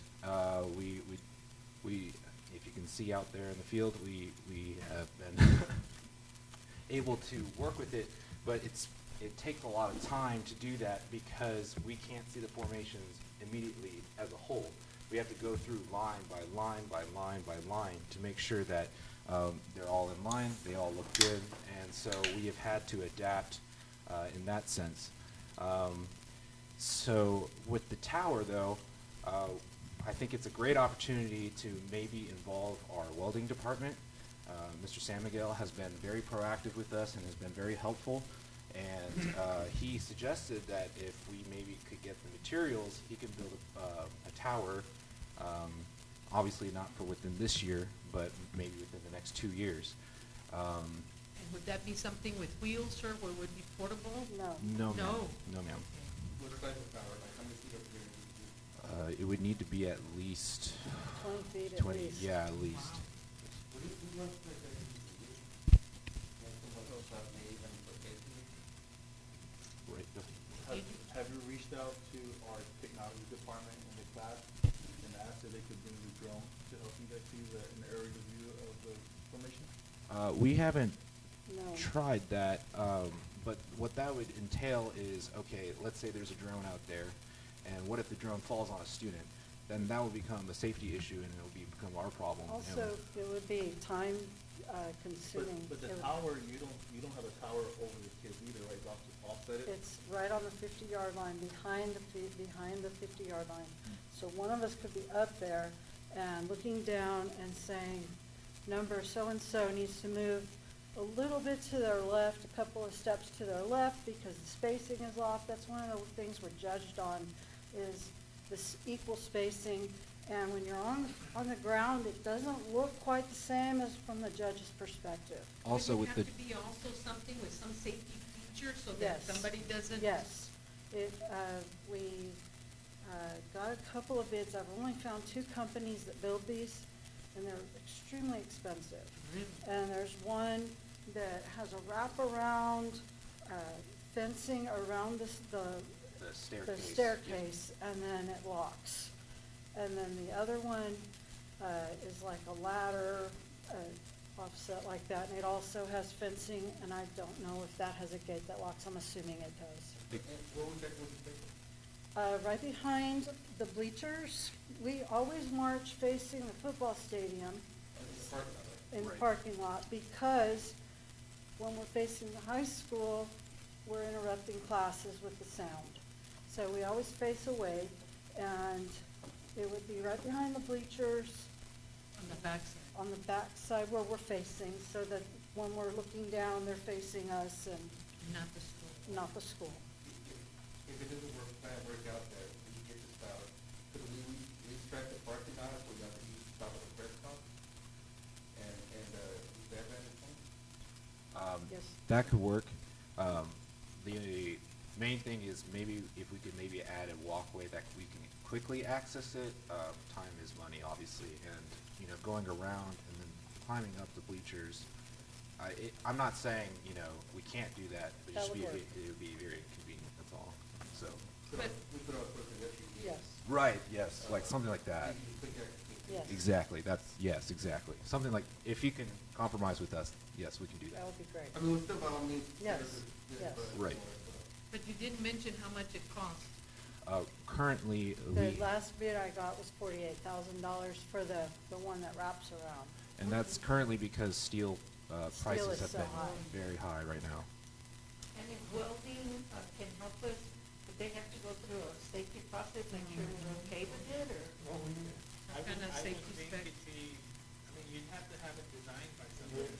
So it has to be, So that, you better off paying the 48,000 than having, is that Somebody- an installation? Yes, It's gonna be right next to the press box. I think so. We have so currently the center is right by a light pole with a grassy area. We would put it there. kind of like what the handicap parking spot is. Very, That was real one of close the to there, bigger- yes, yes, yes, yes. yes. Jordan has it set up just basically, and I observed it just a few months ago when I was there. They had it. Catula has one, Pearsall has one, Divine has one, Natalia has one, Lytle has one. We So don't have Billy one. needs to have We don't have one. But we've never had any. We've No. never had a tower. And I have asked for years, and the superintendent in the past would always go, no, no. So, It really just surprised me. We're just a significant disadvantage, and our kids are. It's standard equipment for bands across the state. That's, oh, you said you only found two people that make it? only two companies that I have found. And I know Petula had the local welder build theirs. Really? Yes, but he is no longer with us.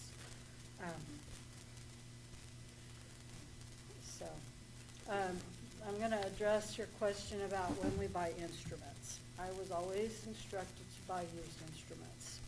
And so for several years, I would go to the General Surplus Commission in San Antonio, and we would get the instruments from the Army, Navy, Marines, Air Force when they were done with them, and then we would get them at a very, very, very low cost. We would send them off and get them serviced, and they were good quality instruments, but they were old. And so we have an accumulation of those instruments. We have, that's where most of my tubas are from. I received a phone call a couple of months ago asking if these tubas on the wall, are these your practice tubas? And I responded, yes, they're my practice tubas and my performance tubas. So we have purchased some smaller 3/4 size tubas for the younger students, new. They're wearing out. I mean, they're about 10 years old. We purchase other smaller instruments from Taylor Music Company in South Dakota, and they ship them to us, but they are mostly refurbished. They've been stripped down, rebuilt, put together. They look new, they play well, but they're not new. So the little springs come out all the time, the little screws come out all the time. And so we're using them, and we're making the best of that. But it's very time consuming when a student comes in middle of class and says, the screw just fell out on the clarinet, and everybody's looking on the floor for it, and it disrupts class, and that's not a normal thing. That shouldn't be happening. And if I so- could briefly add, Ms. Robertson, this was my push with Ms. Robertson, not a push, my question. And guys, we don't have to do what everybody else is doing just because they're doing it, but it really did hurt my heart when I noticed the kids were playing against, and their kids have shiny instruments and ours are not shiny. To me, I felt second class. But that was just me. I don't know if our kids feel that way, or our parents, or our wonderful instructors. I felt that way. I'm like, man. And actually, I'm the one who asked her. I said, Mr. Robinson, are these our practice tubes? No, that's our performance and practice. So again, the decision will be yours. I just, there's some things like that it's just very public that I just felt bad for our kids in our program. So thank you for presenting it tonight. And I know you're also going to address uniforms. Yes. So, one quick question still on the instruments. So when you say that you'd like to replace, are we talking replace them all? No. Or is that just a certain group of instruments that you're really needing to replace with new ones? Certain groups, Okay. And Which are? and tubas, and marching baritones. yes, and let's see, we also I have. have some more That's- saxophones, and No problem. So we have a list, and if you'd like us to share it, we can share it to You y'all. have that. Yes. Okay, but we rearranged it so that we have a priority list, and our first priority is definitely baritones and tubas. As a tuba player myself, it's very hard to look at, and They don't, well, they play well. I mean, they play okay, but they stick constantly. Yes. They're- Do we have copies? we don't have copies. Brent, do we- Yeah, His name? yes. I have a total, and Matthew, can you make copies? How much? Is there a copy machine over there? You're gonna PDF scan. And again, board, just as a reminder, we're not asking you to make a decision on this tonight. This is an informational piece. We'll have the full budget presentation for you at the next meeting. We're not trying to create any pressure, but just kind of tonight was informational presentation. Please, What was the total again? 35,000, is that what y'all have? For the tubas, yes. for the instruments, right? No, that's just. Oh, that's just tubas. Tubas and One, tubas. one, So one there, group of instruments?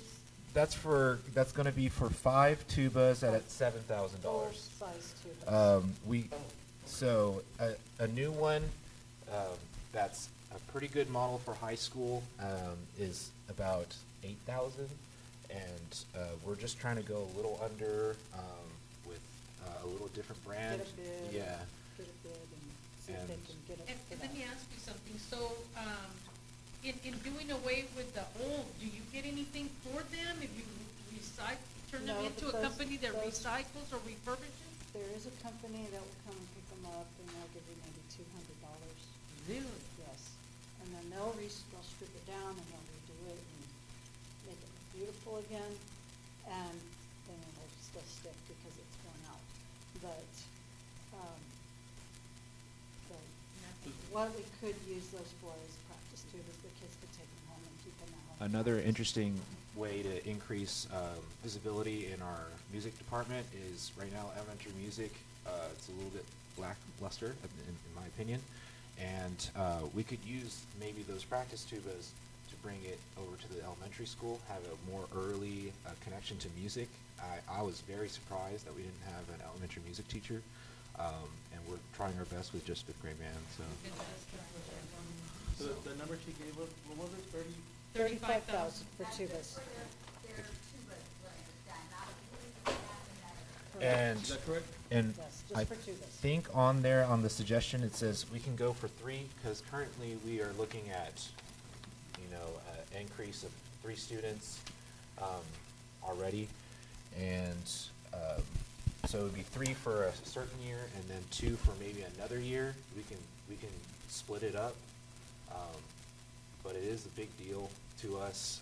Even and again, I'm a tuba player, and I just one of the biggest things I was surprised about was seeing that as well. But obviously, I work with y'all, and we have fantastic musicians and fantastic students, and so we just want to provide the best we can for them.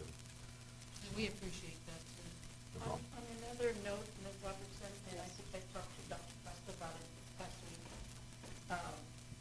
Your students that have excelled, that you take them, we need to do some special presentations for them. Okay. I told them they either come to the board, bring their parents, do it at school. Okay. Is all of us senior? Is all of us senior or no? No, they're actually both sophomores this year. Yeah, And where they start up, even up to those 2 that you have. Okay. Get them recognized, because elementary's looking at you. Okay. And I didn't see anything, and I asked them, and I said, bring them to the board, bring the parents, do something at the school.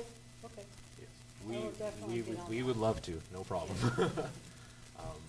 Yes, just like for little statistics, by the way, about 100 to 200,000 students audition for that process, and only maybe 200. That's So- something Yes. to be Yeah. proud of. And it's the top 0.5% of our state. Yeah, And we need so- to recognize Yes. and, creatively, but before, for sure, come to the board and do stuff at the. Okay. we appreciate that, thank you. What's the, what's the total ratio? As far as the dollar amount? Okay, let me do this real quick. I'll try to do it real quick. Okay, so in our first priority list, it would be, You want all total or priority? okay, so let's see, 43,000, then, let's see, 3,600 times 2 would be 72, so 4372 would be, yeah, I'll just get my calculator. Are you the math teacher or the math teacher? I've been asked to do both. I've actually taught pause class and taught math a little bit. Let me find my calculator here. Where is it? Oh, there it is. So it would be, so I know this part is there. And then let's see. So this is just going to be for the instruments.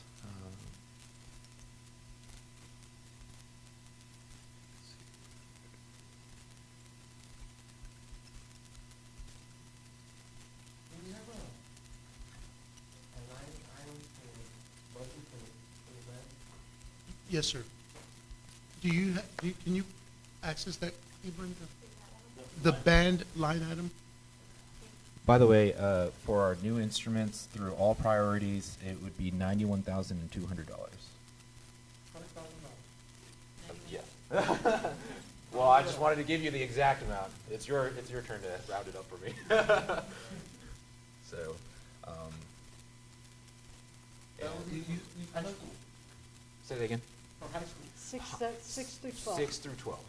I know you said you were instructed to purchase used equipment. Yes, Do you occasionally buy new equipment? yes. If I find a It's a deal. good deal, And yes. I'm a bargain hunter, so, Yes, I work with her every day, and she finds all the bargains. So, but it has to be good quality. I don't wanna buy made in China. yeah. I know you have some other stuff about trailer and Yes. uniform, so you So want to can I safety. talk about the trailer for a moment? We have the box truck right now, and the box truck is great, except for the fact that there is a 2-foot ramp. And it goes from the box truck down to the ground, and it's 2 feet wide. Our instruments that have wheels, like marimbas, are Not at 2 least feet this wide. wide. And so we are having, us and students, having to pick that up and roll half of it up the ramp onto the truck, and it's not safe. And so, That's the yellow one, right? yes, Yes. yes. It's the gold Petula colored one. Wait, what? So. So we are looking for either a replacement of that. It needs to be a little bit bigger because we're getting more props now. Props are a big deal in marching bands, so they're. Especially now. There's a GE component, which means general effects, and that's like props and being able to show a show in a more cinematic way. They have moved that way. So, Is that truck working in this one, or is it kind of already purchased for, It's gone out. you guys bought it, probably not bought it, Yeah, Toby bought it. Yes. also, not only is the ramp in bad shape, or and it's pretty small, Inside is not. and the inside is falling apart.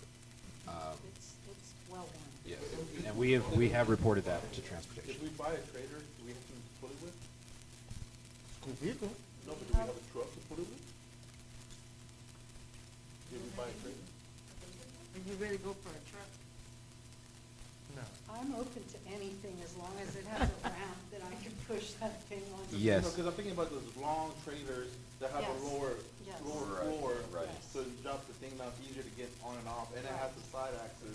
Right. I just don't know if we have a truck to pull it that be reliable for a van.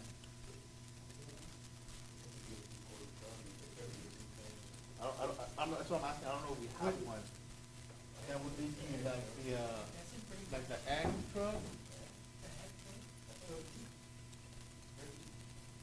We do the vehicles, the different ages, the sizes. So we're also talking, if we do go box truck, we really don't want the hydraulic lift because if we're in the middle of the football game and the hydraulics go out and we're 2 hours away and we don't have any way to get that thing back up, I don't think the hydraulics, but I've heard. What would you prefer, a truck or a trailer? I would prefer a trailer, Yes. A trailer as well. one with a side door, so that we can put our smaller instruments up here, our flags up here, and then. Make sure, if we get a trailer, we gotta wrap that thing. Yes, we do. That's good. So that was the With pictures of trailer. our students on there. Yeah,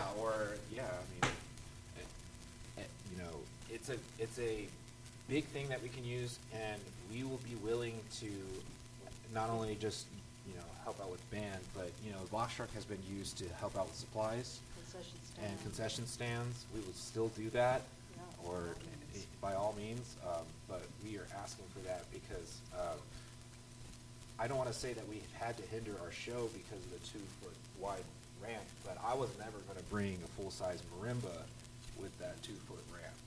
And so we've had to cut down, our front ensemble in that way. Water's on that one. Yes, that's correct.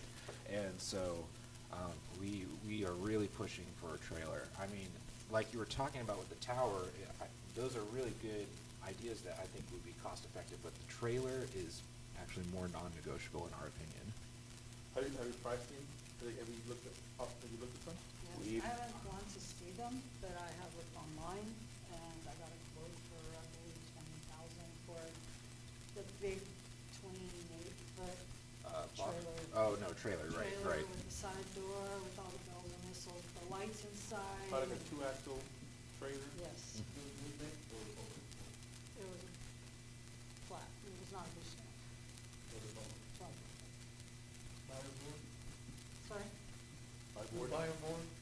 Do you know where did you look it up? Just in a, Yeah, we got I'm just saying, online. 'cause- Yeah, I got online. okay, you don't know if it was, Fireboard.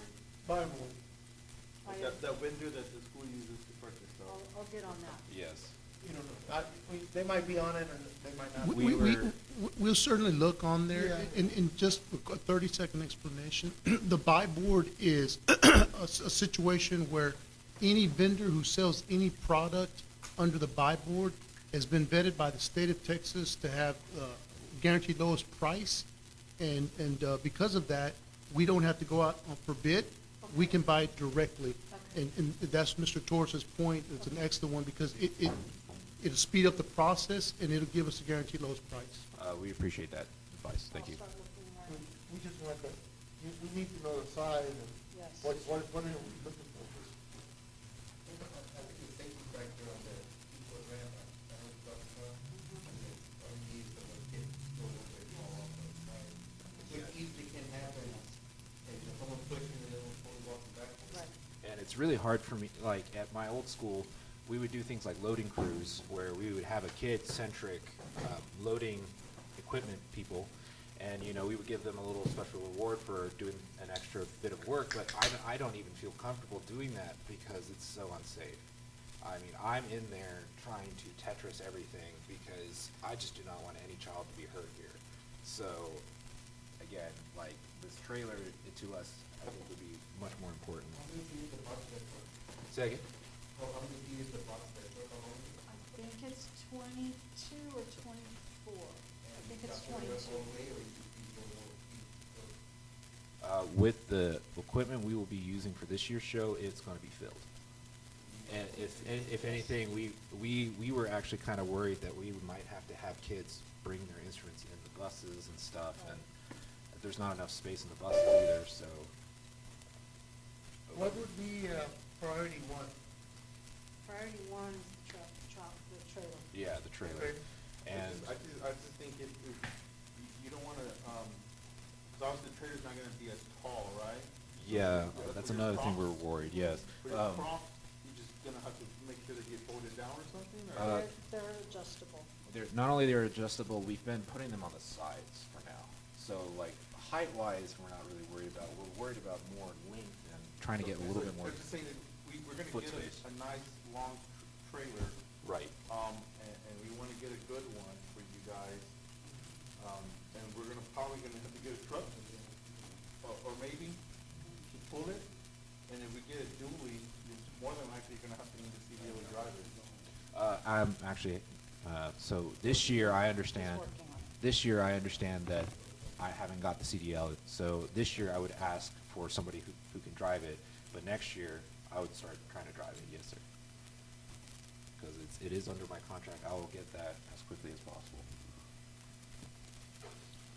So the last thing I would like to talk about is uniforms.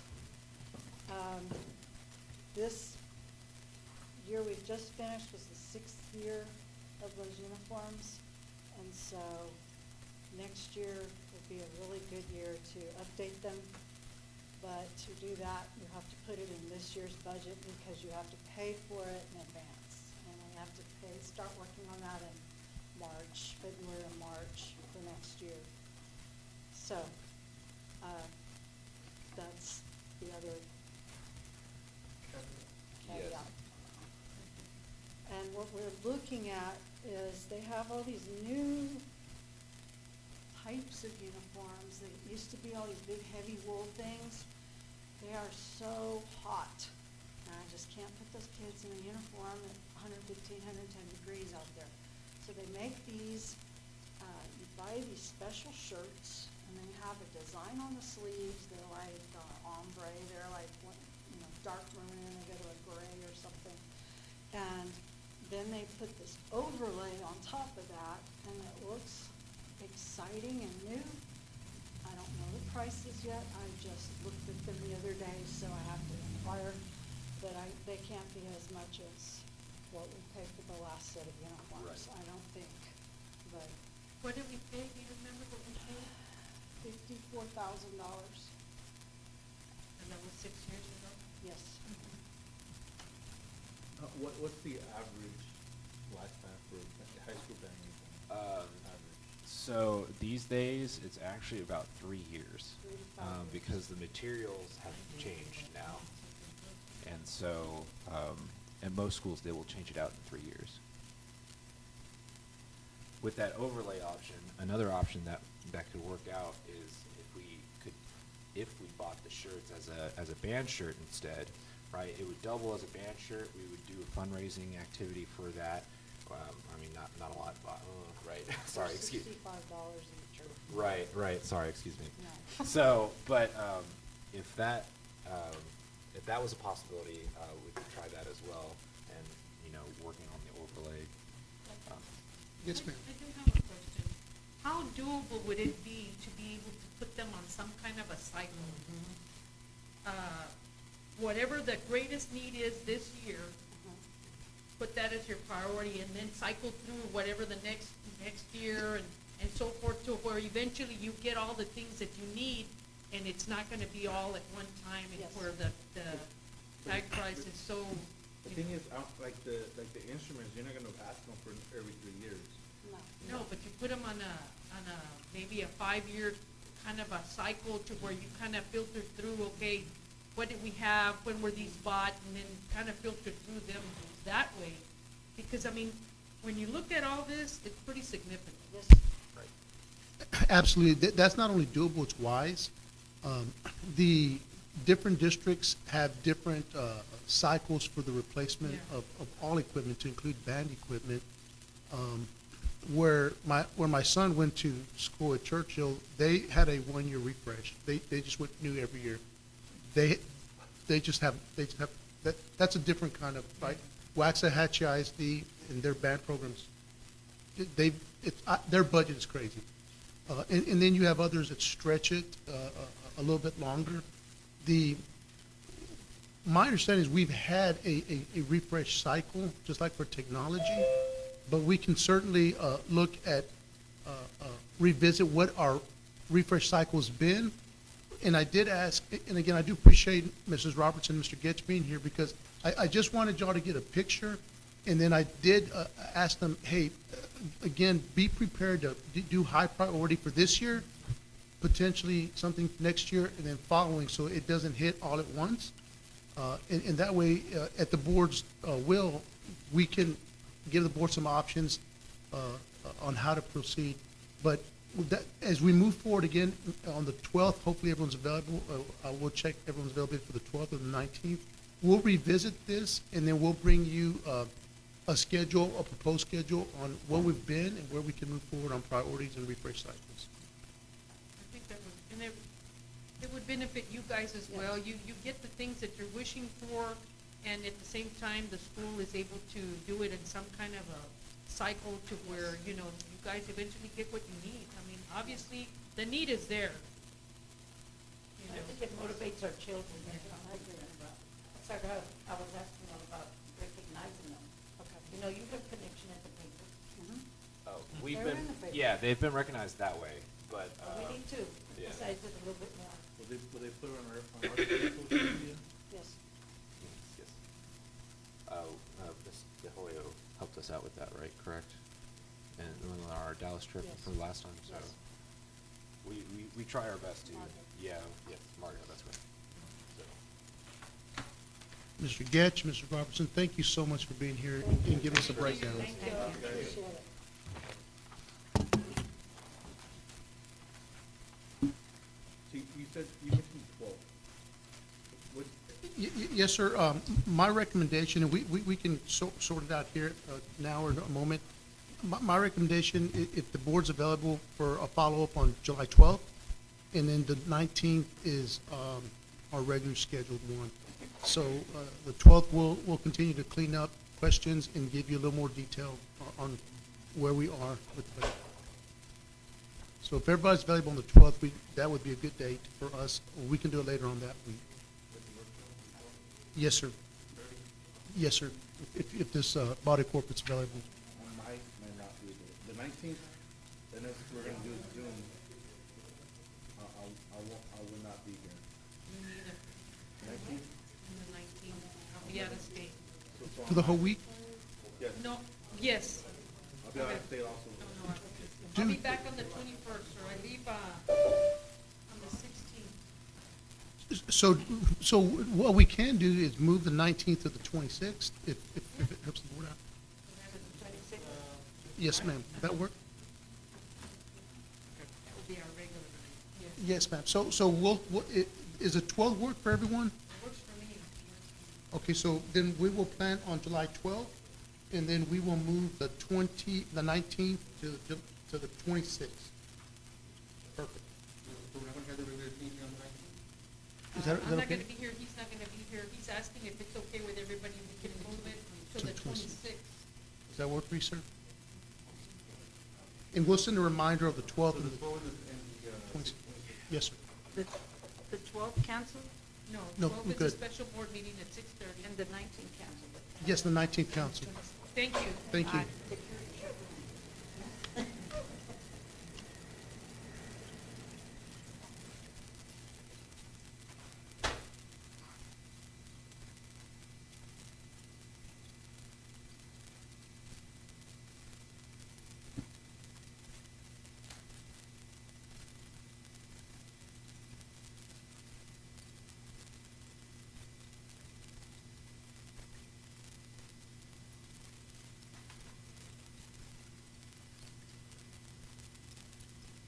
Yes, ma'am. Madam President, members of the board, under business, we do have 4 action items for your consideration. Under 8-1A, we finally we couldn't get 1 bid, now we got 2 bids.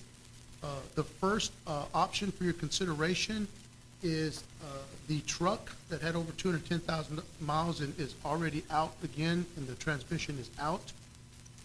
What we'll be asking you tonight is to consider approving the purchase of a 2021 Chevrolet Silverado 1500 in the amount of $35,000 from our local dealer here, Frio Chevrolet. The second thing is the technology van. That one is $36,957. They only had new vans. And again, we've been looking for that technology van, I understand even before I got here, so I was pleased to finally see 2 proposals for the ones we put in. And if I could draw your attention to budget amendment. So if you look at the budget amendment motion, we already had $32,000 allocated for the purchase of a vehicle, but it's going to be a little bit more than 32,000. So under the budget amendment, you can see on the second page, it will be 36,957 for one vehicle, and then the second vehicle is going to be just shy at 3,400. So again, that would be an adjustment there of 36,957 plus the 3,415. That would be a budget amendment there for your consideration, and that would allow us to move forward in the purchase of the technology van and also the replacement truck. But one was already in the budget. Yes, ma'am. One of them was already in the budget, so 32,000 was already appropriated for that. Because the cost came in higher, it would be an additional $4,000. Was it the van that was already, I thought it was. the Yes, van. ma'am. The van was already in the budget.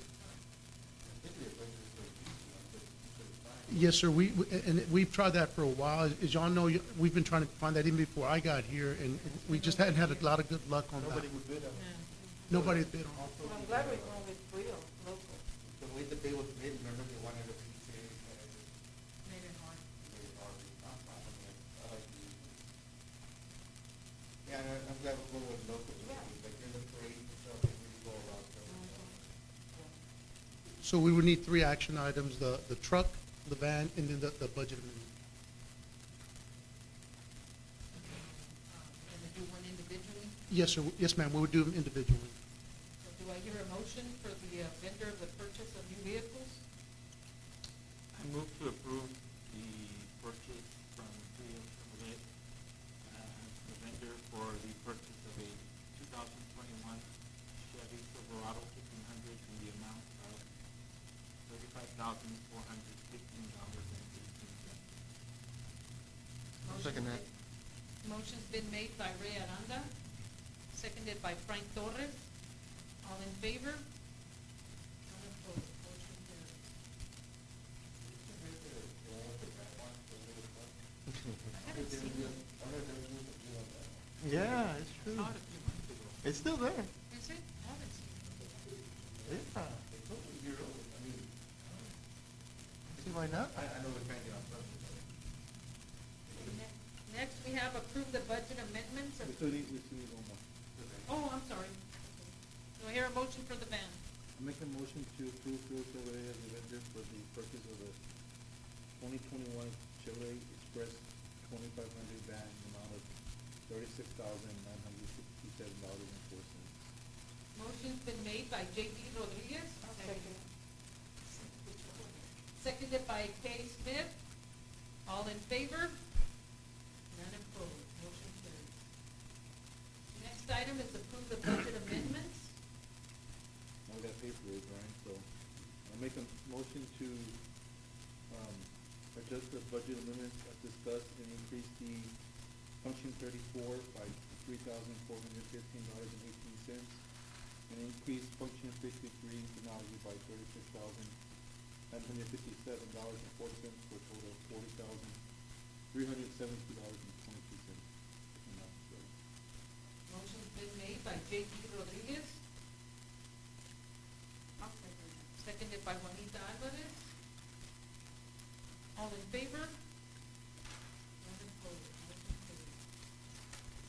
Next item is discussion and possible action on the 2021-2022 compensation plan. Madam President, members of the board, as discussed, what we are recommending is that you approve the salary schedule for 2021, 2022 for new employees at a model of 1% increase, again, just for new employees. And then the second motion would be a recommendation to approve an additional 2% increase for computer techs to bring them up right under median. And if the board desires, we could do the 2% as well for our maintenance workers. But these were the ones that were furthest out of the median at 26%. But again, the two recommendations we have again is the 1% salary schedule for new employees and 2% for computer tech and lead technician. And let me make a correction, my apologies, and it says an attendance PEMS clerk. High school principals made a change there, so the new person that's going into that is already at the median. So it would only be the computer technician and lead computer technician. And then yes, ma'am, at the board's will, that would be a third motion for the maintenance. So it would be a total of 3 then. Thank you. So can we have some discussion real quick? Yes, sir. I know, and I apologize for missing the beginning portion, but what percentile below median did you want to increase the? Because I'm guessing those 3 people you just said are below a certain threshold, right? Yes, sir, 26% below median. 26, all of them? The computer techs. Okay, well, how about the other ones? The maintenance, general maintenance was it 13 or 19? Brenda, do you have that? I think it was 13. It was 13? 13%. Yeah. You said that one wasn't too far, but. Yeah, that was 13%, so it was above 10%. And since it's only two of them, the amount's not gonna be a big stretch. So- 27 cents. I guess my comment is, if they're 13% below the median, right? Shouldn't anyone below the 13% get it also? The big ones were 26 and So I'm 13. seeing We- 26 for computer tech, and then campus attendance, campus clerk is 19, attendance clerk is 16, and then principal secretary is at 12, but then the other side, we have the principal high school at -17, the nurse is -11. Yeah, so the high school principal and counselor and nurse, those have been adjusted per our previous discussion. Remember that we were talking about, we were gonna lose our early college high school dean, our principal? Yes. And so they're right, but they were moved right below median. With 3%, they're at median. So those have been adjusted. The attendance, Peams clerk, Mr. Solis has made a move, so he moved another person into that position. So that, I talked with him this morning, so that shift has already put them there. But anyone else you want to consider, that's a, How about our custodians in that, general maintenance. is Joe Maintenance in there? I have to go back to my motion for that. I don't have. No, sir, general maintenance is not in there. Only computer tech and, Computer tech, no, it's not. Computer tech. And then who else? Just for consideration? yeah, so there's a compensation plan and then the computer tech, so there's only have those two on it. And their general maintenance is at 13%. So are you recommending that we also include the general maintenance department? That would be appreciated and great. Yes, that would be great. What I didn't want to do is maybe try to correct everything this year, just some of the bigger offsets, but at the board's will, Well, just to bring them up a little bit. that would be greatly appreciated, yes, sir. Always kept on. And what we could do is, if anybody else up beyond 10%, we could look at it again on the 19th or the 26th.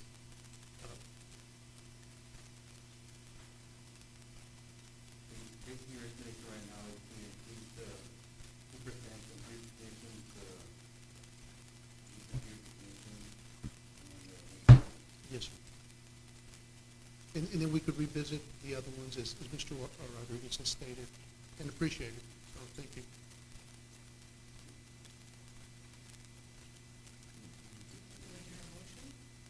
I make a motion to adopt the 2021-22 compensation plan Model 1 for 1% general pay increase on the salary schedule for new employees.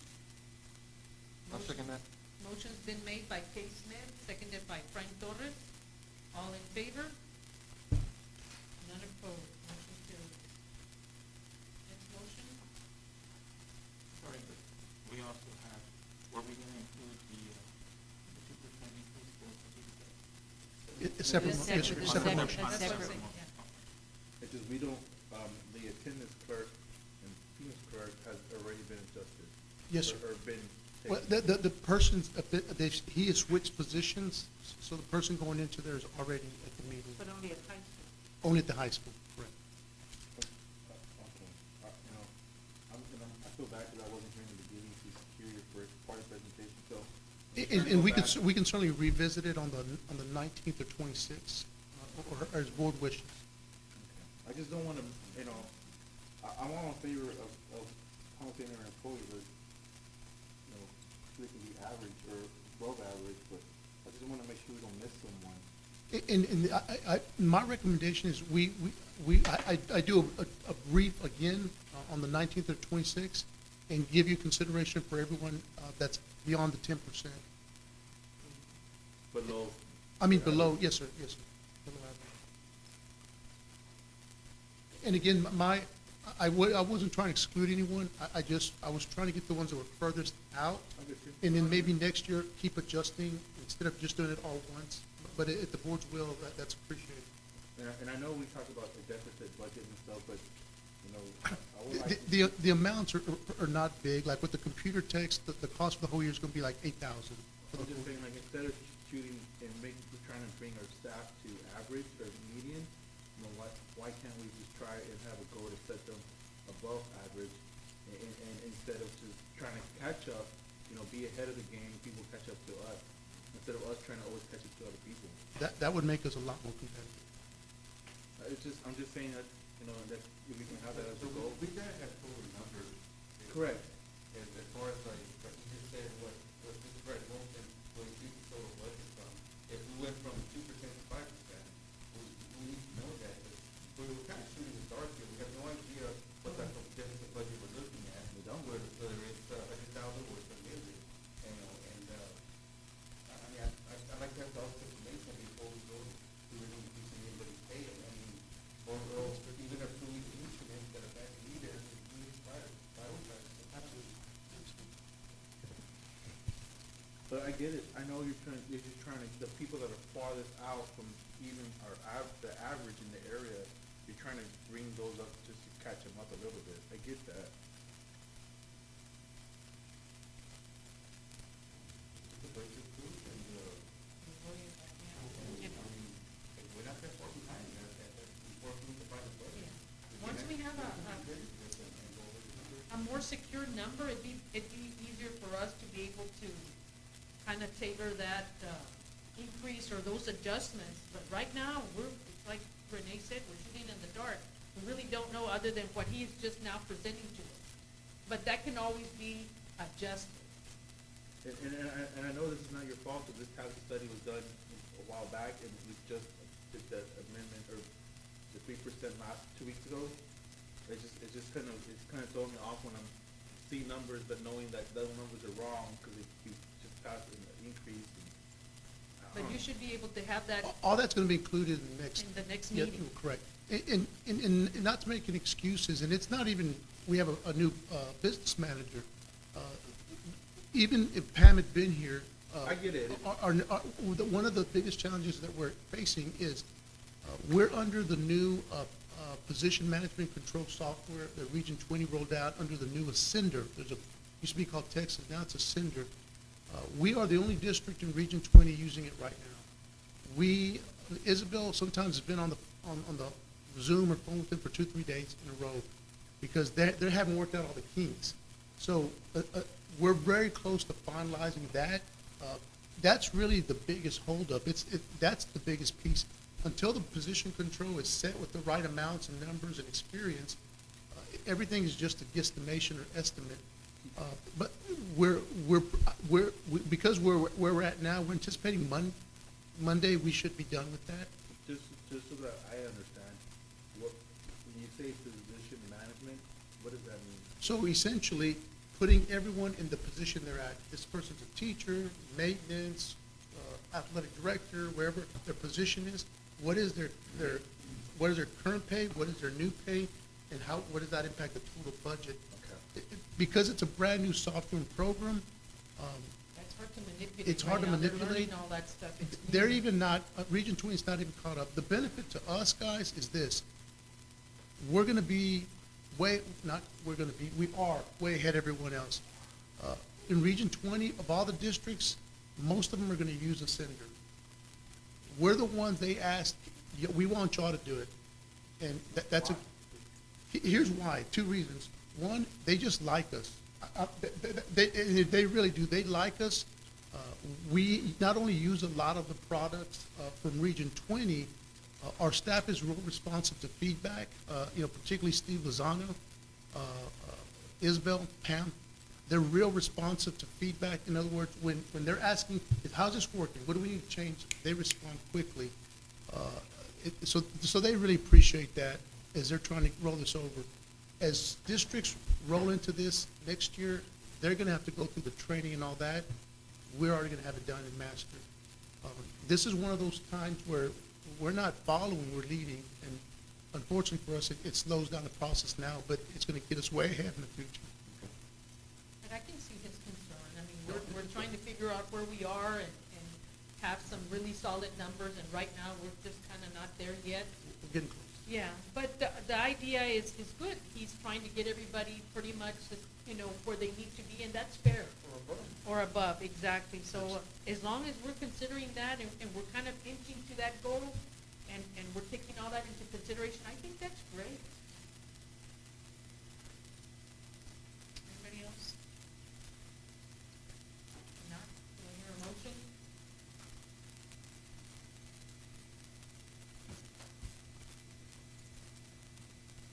I move that we approve the superintendent pay increase for computer technician, lead computer technician, Yes.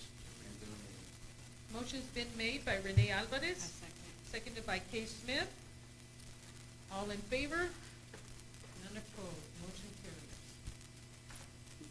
I know it's after the fact, but how do they know when it becomes effective? It becomes effective, now that the board has adopted, it'll become effective for next year's budget. 2021, 2022? Correct, so September, October first. correct. Madam President, that's all the items we have in open session. We do have legal counsel waiting for us in executive session. So at your leisure, we can adjourn into executive session at your leisure. We will now convene back into executive session at 8:51 PM.